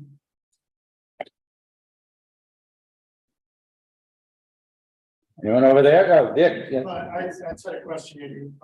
Is the purchase of the property contingent on you getting approval? So it's not contingent, it's a purchase option is the structure of the contract, so. We have the option to execute our rights to purchase the property at Carson's discretion, so it's not a contingency, there's no trigger, it's discretional. Could you provide us with an overlay of the cornfields that are in the site, in the gray site? Yeah. With the array. So get a sense of how much, I mean, there's somebody said earlier on that. 40 acres of agricultural land that we taken out of commission. Yeah. And it's actually about half of that, I believe. I think the number is 26, so I can confirm that. And about half that property, half the part it's gonna be, it is proposed. Is a cornfield. That when we were up there in December. Was pretty much nothing growing on it. I mean, and the heavy, I'm sure there's been some runoff from that. This year for sure, with all the rain this winter. And just. That's just factoring in. I mean, we have done a lot of letters the last week with this, and in terms of coming to grips with what all your concerns are. Something that we're going to be working on between now and our next meeting. And that's when you're going to really hear more about what we about and what direction we think it's like. And we've heard from Ag and Markets. They have a letter that's in the record talking about they did an analysis of the soils in those areas, and there's just that one little piece of the prime soils on the west side, and most of it is not considered part of the mineral soil groups 1 through 4. It's like soils of statewide importance or whatever, but those are lesser than the mineral soil group 1 through 4 soils. So they did a whole analysis and gave us this chart. I actually spoke to the person, and they're basically not concerned about it from their viewpoint. They also confirmed that it's not subject to the mitigation fund payment, that if this project had middle soil groups 1 through 4 and was more than 30 acres, they'd have to have a mitigation fund for the community. And that they said this is not subject to that. Anyway, everyone else? Did you send us that, or is that Central Hudson map available on there somewhere? That Yeah. one that had, I don't understand that. The hosting capacity? Yeah. Yeah, so in the PowerPoint, I left links on the bottom to where I pulled all the data from, so if you copy that link, it'll take you to the website, you can see it, yeah. Oh, and we're gonna circulate this PowerPoint. We're also gonna put it in the Dropbox. We're gonna put it on, please silence the phones. We're gonna put it, Dropbox website. We have a Facebook page, Pine Plains Planning and Zoning Board Facebook page, and we'll post the links to the Dropbox there. Anyway, anyone else have? Oh, go ahead. Warren. Yeah, do you have the PowerPoint that's been provided? I think he's, I'll send it to you. the last version he's gonna send. Okay, but one thing I would request, I noticed on the photograph, there's no orally indicated what each photograph depicts, but it's not on the PowerPoint. Can you amend the PowerPoint so each one of those visual impact photo points describe what you're showing in the photograph? Sure, I think I had something on the top there that I was reading off as I went, but I can Just make sure that's clear, clear. yeah. That planning board looks at it more carefully, we know for what. Sure. Yeah, so I have also a question related to herbicide usage on the project, and in the environmental assessment form, it says the box is ticked that there's no pesticide usage, and that includes herbicides. But then if you look at the operations and maintenance document with Nexamp, it refers to potentially using herbicides for weed control. So I was wondering if you could provide some clarification on that. Yeah, I think the intent is not to use any herbicides, so let me confirm that with next sample, we'll revise the operations. Good catch.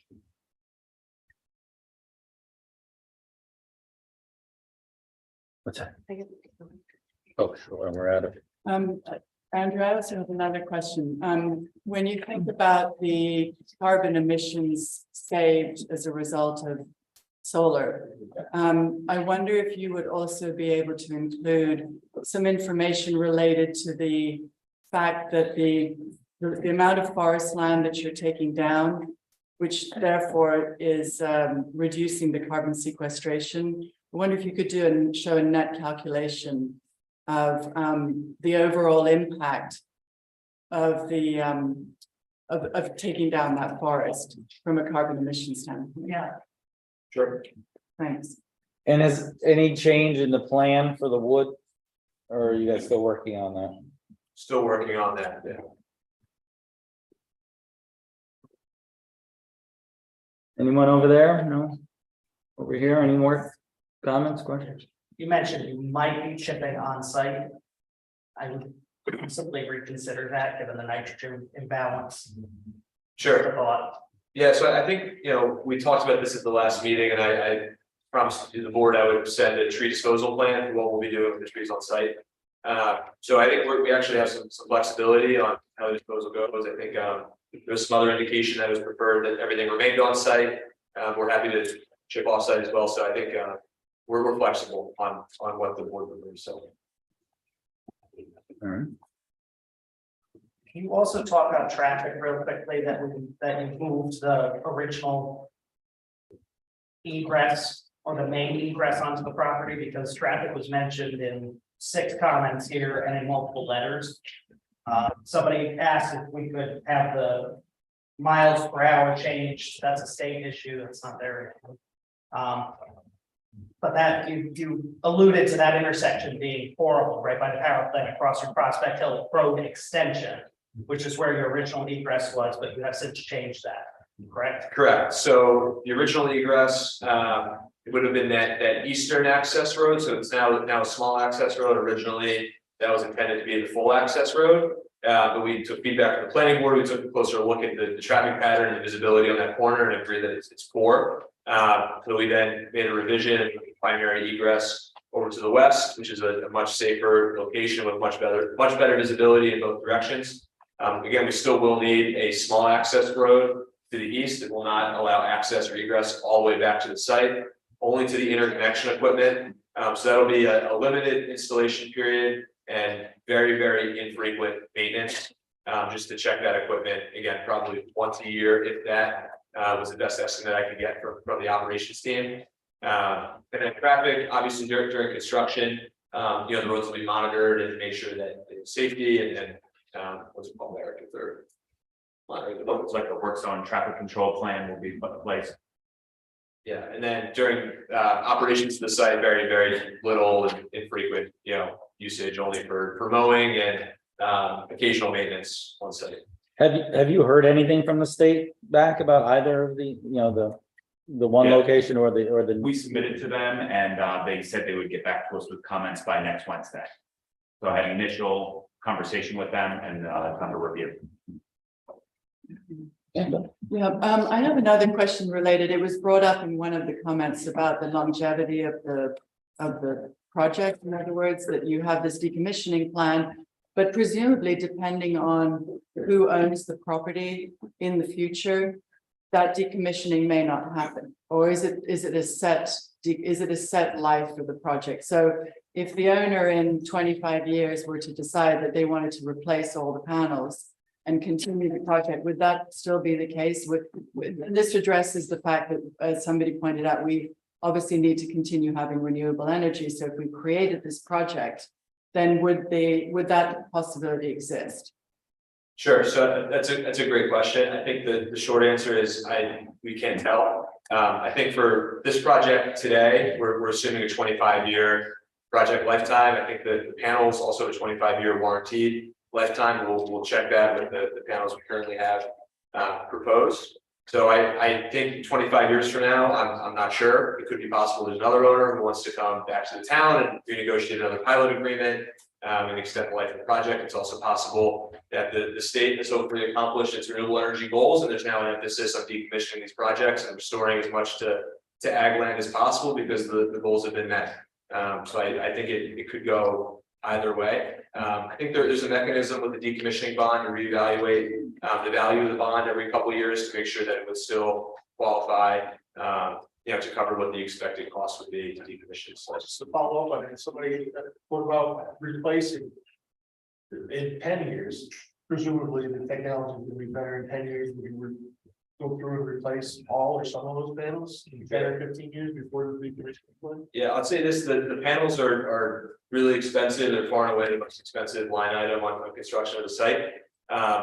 So I think there would probably have to be an incredibly dramatic increase in efficiency for, the cost that would have been amortized over only half of the lifetime to then be written off. But I'm not sure. I think the way we think about the panels are, the panels themselves they're like tires on a car. You can somewhat easily replace them and put new ones on. I think where it gets more complicated is when you're really increasing the generation capacity of the site. Then you have to think about replacing the inverters. You have to think about going back to the utility. We have an agreement with the utility for our 10 megawatts of energy injection, but if that was ever to be expanded, we would have to go back to the utility and thinking back to that hosting capacity map. If there's no more capacity, then the project size can never be decreased.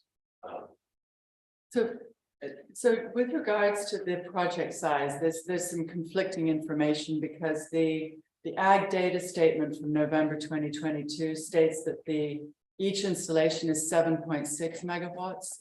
But then the environmental assessment form and your conversation is all about 5 megawatts per site. Yeah, so there's two ways to look at the sizes, and it really depends on where you are in the industry. So the state really measures it by alternating current, AC. That's what's fed on the grid.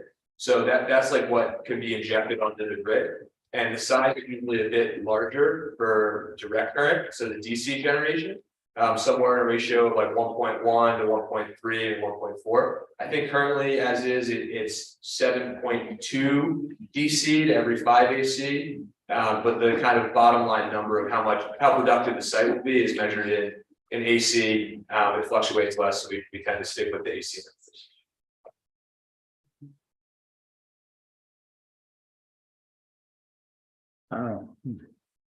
How many panels are involved? Yeah, do you know that number? I do have it. 24,000. We'll pull that and give you a second. Yeah, so each system will have approximately 12,000 panels. So it's 24,000 total. Yeah, so plus or minus. Yeah, I think the one we have right now is 11,904 for the one to the west, and then the one to the east is 12,288. And That's you- for the whole project or one site? Oh, okay, again, yeah, so what he's saying is that it's 12,000 on each side of the project, so 24,000 total. And you look at these numbers, I mean, they sound huge, and then you look at what the state goal is 10 gigawatt.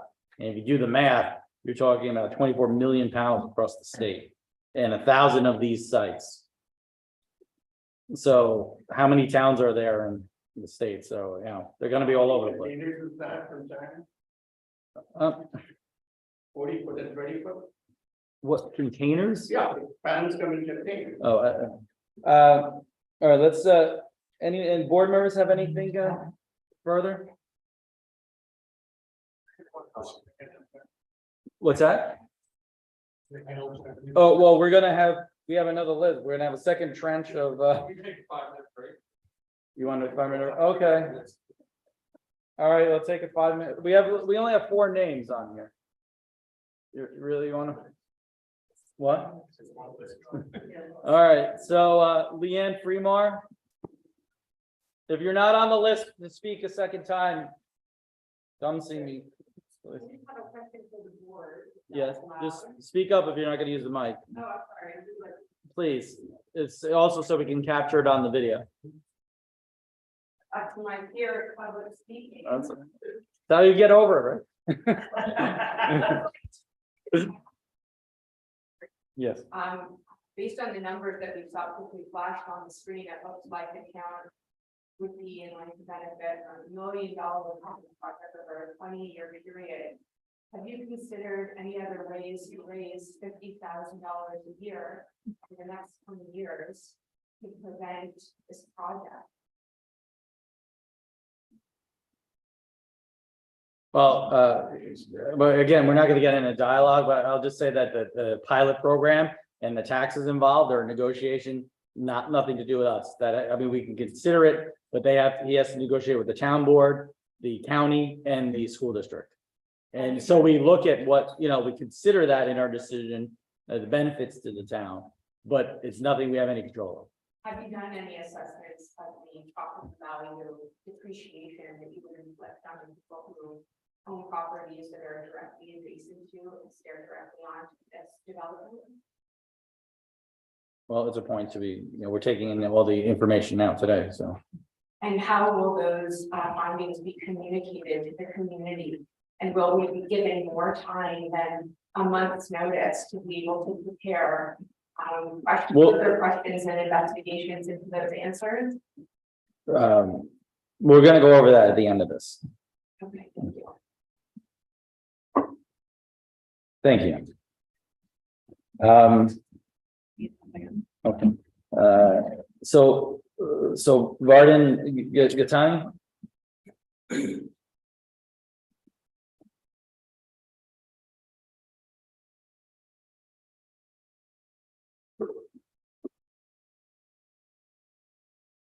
Guys, thank you for hosting the hearing today. I think it's very informative, and just given the timeline that some of the folks here today called out as being a little alarming, we do appreciate the chance to learn more about this project, because it did feel a little bit troubling the amount of time that was really given to really learn anything at all about it, even with the initial December notice. The real questions I have are really just around how much consideration we have really done, and really where some of our motivations are as a community, of course, good public service around what's to be done for the best of the community. We put in some really meaningful numbers as state goals, but the local community is really the first order of service here. And it's important, I think, for us to really be heard as a community as it relates to what we really want in our homes, right, in our backyard and in our spaces. And as our public servants here representing us, we really implore you guys to take this extremely seriously and really act with a tremendous amount of transparency, so it feels like we are very united versus at odds or at ends for any reason, because the longevity of these things, again, carry a tremendous amount of unknown risk. Yeah, Thank no, you. I mean, I know we're here time, but if there are any other ways that you can make this more transparent and make it more of a dialogue, I think it's a great step forward for our community in general. Just keep in mind that this is basically the beginning of the process. As you heard Warren, this is not the, this is not the, we're not at the end of the road. We're at the Totally. beginning, I the don't know middle what of the else- beginning. I don't know what it looks like, but I definitely commend the fact that this is a beginning, not the end. Can I make one? Yeah. No, for anybody that might be, you can sit down, thank you, Gordon. For anybody that's upset about notice, we have a YouTube page that is updated very regularly. The town page is being updated by the secretary to the supervisor. And we have a Facebook page that is updated. So get involved. That's how most of you are here today, probably. Some of you received letters and didn't have great notice as far as you're concerned. Get involved. We're online very heavily. And volunteer. We're all volunteers here. So we're, every year we're looking for members. And for different committees, not even just the boards. Jack Macarello.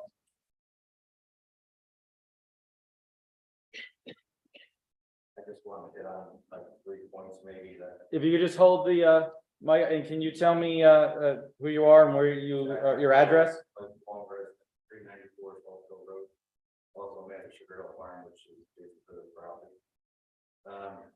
3 points to think about maybe on this 45 acres, and I think you just said 24,000 panels.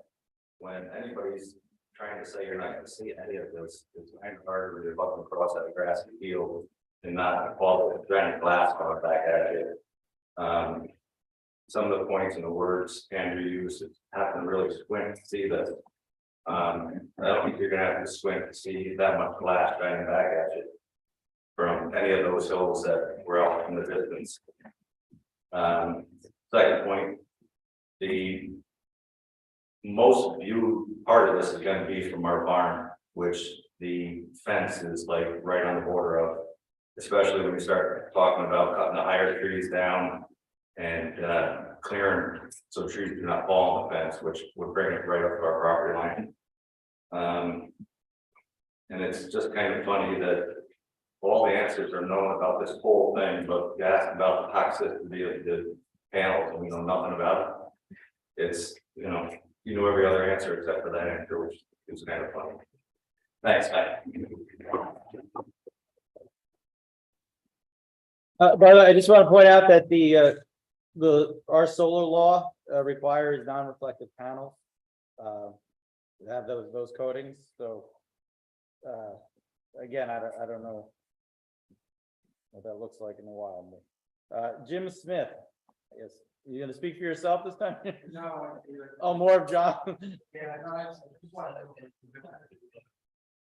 Two grades, but it won't be as long.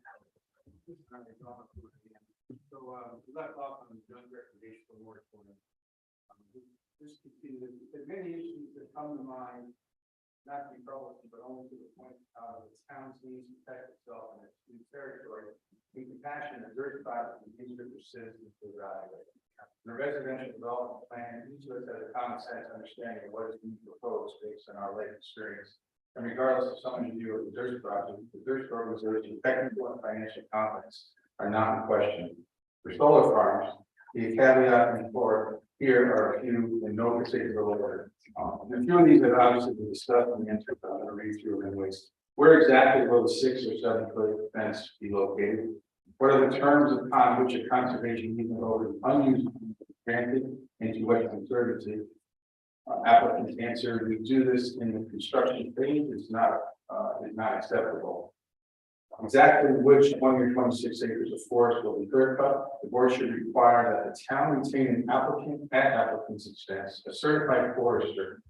Many work in the town on the 40 Alpha forestry program to mark with applicant which trees will be cut and which are to be saved, and then have it supervised by the forester.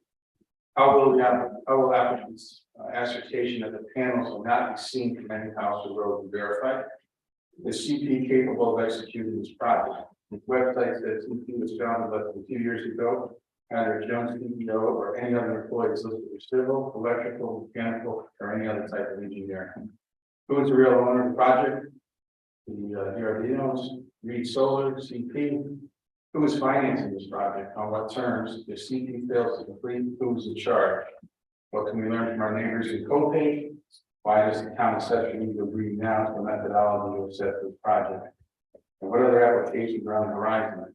We get a letter or call at least monthly from a developer to see if we want to consider a solar project on our work field.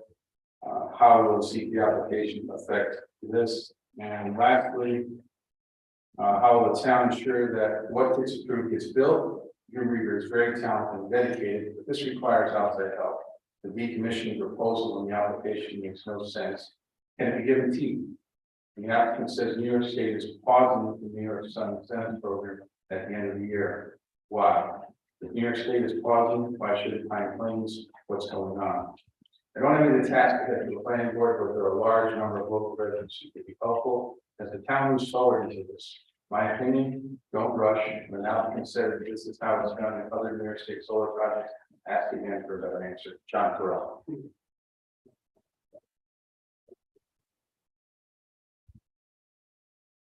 Michael Goldman.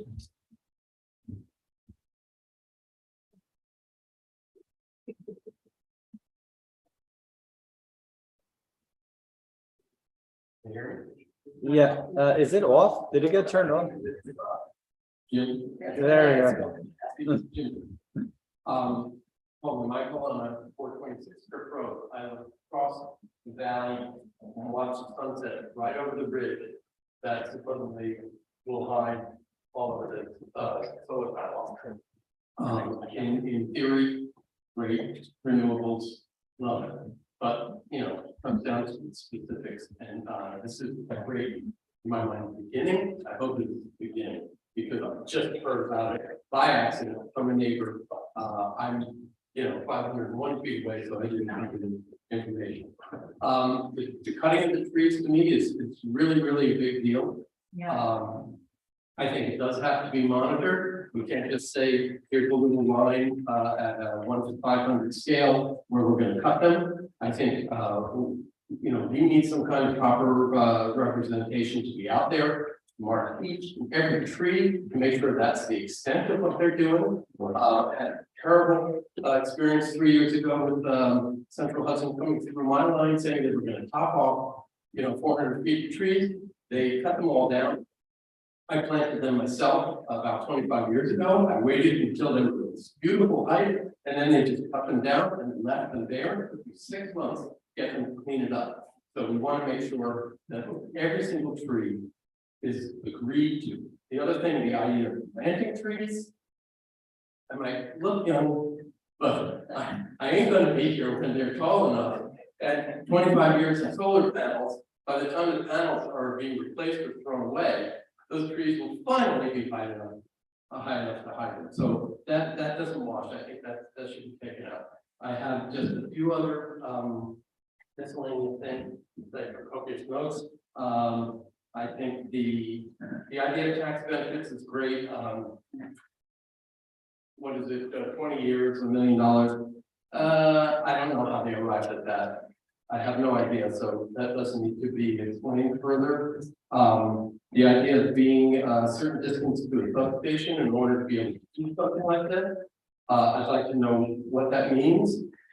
And that leads to a broader question. I think the notion of precedence that really is important to me. I thought it was a very vague answer. I think we need to drill down on that and understand if this goes through.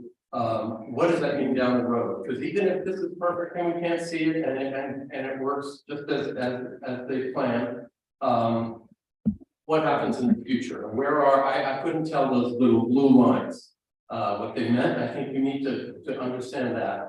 Are there currently in the pipeline more plans already? So Okay. we need to look into that. Thank you, Mike. I'm sorry. Thanks. Okay, thanks, Tom.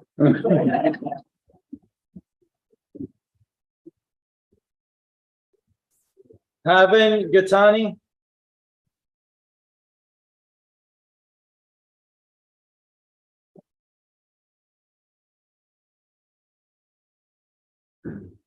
Thank you for giving me the extra 3 minutes. That is great. First of all, I want to make clear to the board that we really appreciate what you're doing for us as a whole.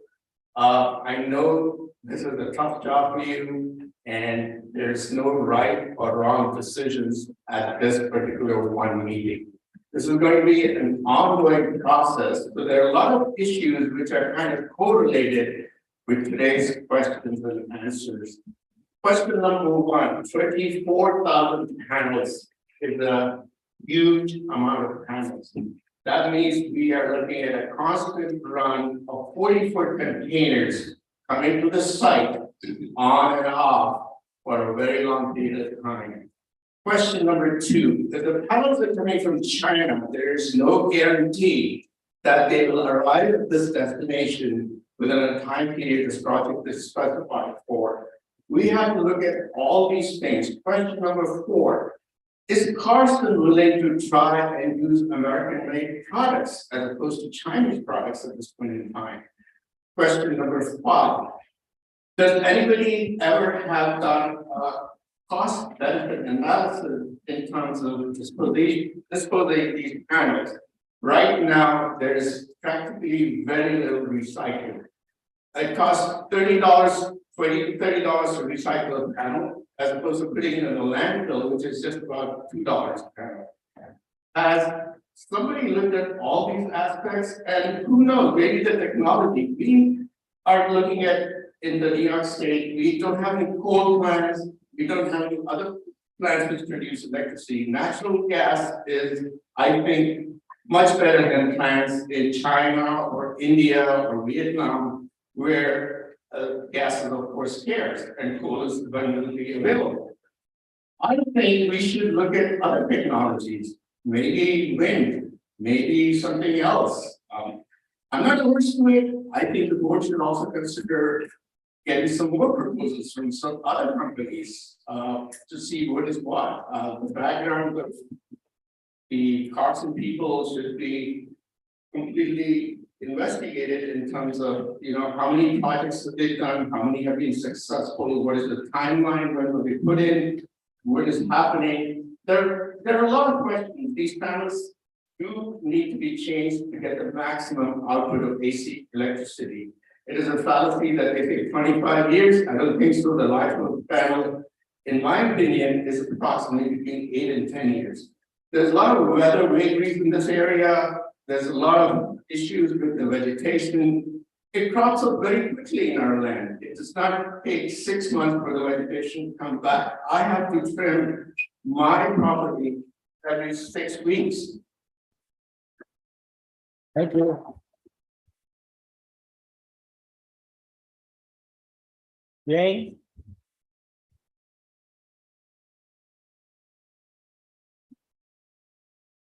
I just have a couple of comments. Go off. Now it's on? Yes. Yeah. Okay, thank you. In terms of bats, has anybody marked how many stag-bark hickory trees there are on the property? The bats tend to nest, the bark kind of halfway peels away. That's the tree that they utilize for nesting most. So that would be important to identify. And the other thing that occurred to me, is the company aware that we have black bears here? Black bears come through our property, not frequently, but we have to bring in our bird feeder every night, for instance, because they take them down to the ground and we leave them down. So I hope that your fence is bear proof. Oh, now we can turn it off. Thank you, Jim. You're welcome. All right, is it last chance? Anyone else wants to talk? I just quick question on the fence, because at the hearing in December, you mentioned the chain link fence, but then today you showed a fence which was a different fence. So I'm just curious, what is the fence proposal?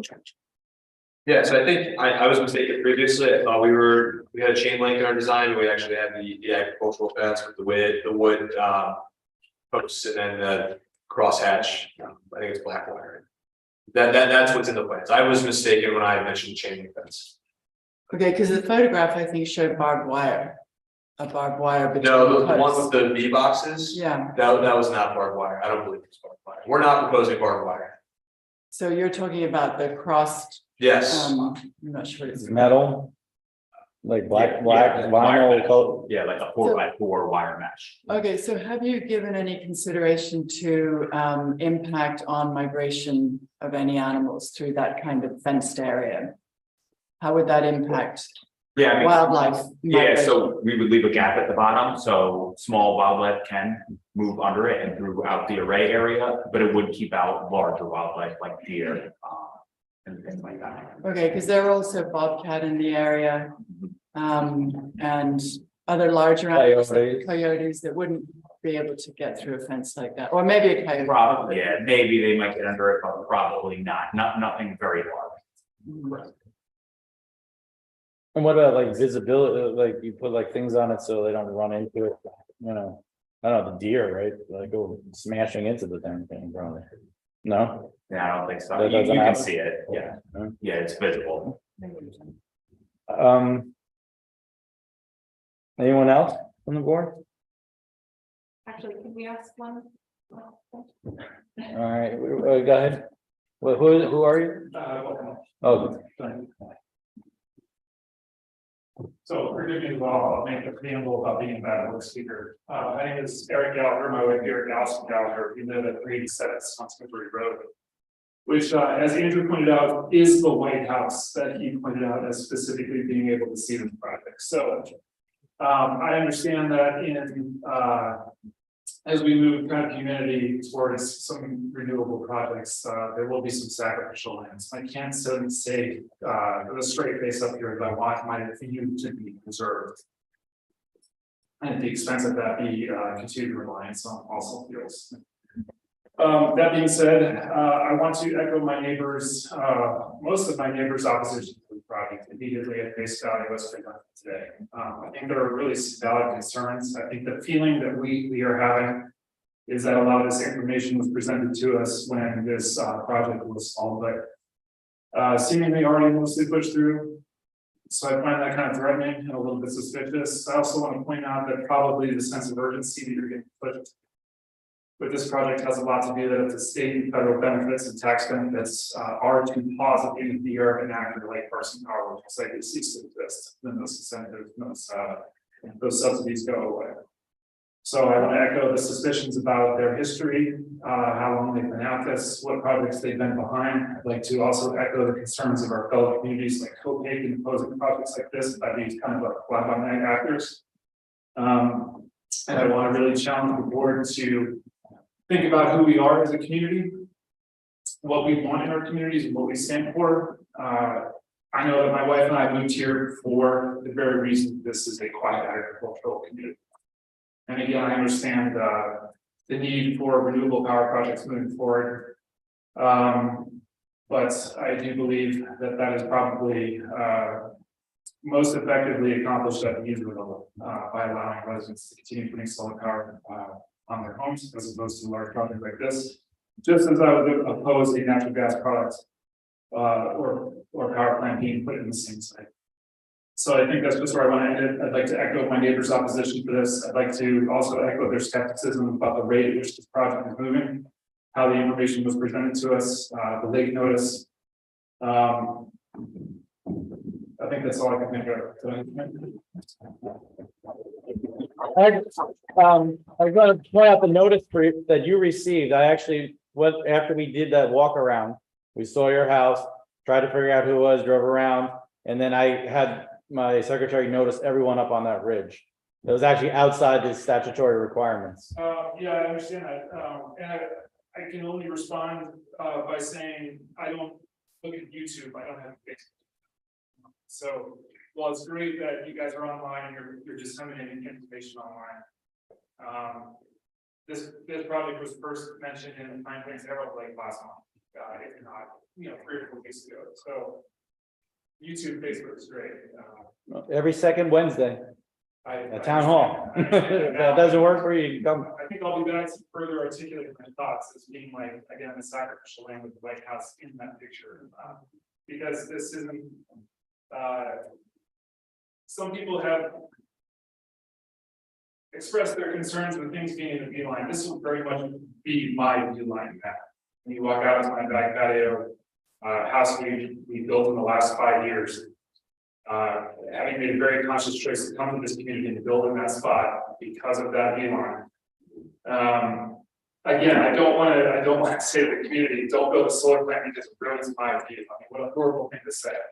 However, I don't feel like I have a choice right now, and I find that to be very disturbing. So I just want, again, the gentleman's point that I will be probably retired and long gone from Florida by the time the trees will be tall enough to prevent me viewing that site. I find that to be a very valid point, because that we're being, the community is being enticed with promises of money and fitting into the state government's view of renewable energy products. It's just happening fast. I think we're falling for it. I'm a Gen Xer, so a pop culture reference, you know, I feel like we're Springfield being sold moderate right now. And then we need to pump the brakes. Yeah. I don't take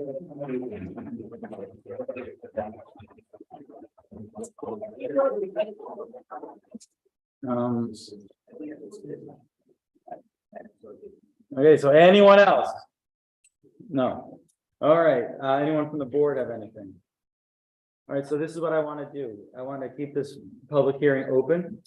I also want to schedule, this has been so much fun. We're going to do it on the 18th of February, same time. As long as it's available, I believe, I don't know, we'll have to check if it's available, but it likely will be, but or someone can go somewhere else.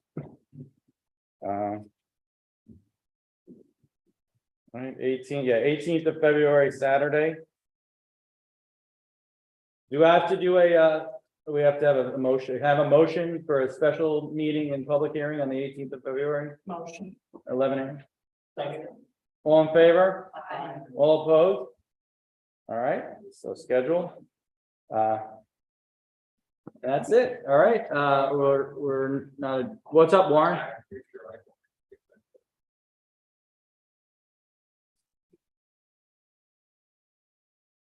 Thank you, everyone. Thank you, public, for coming out.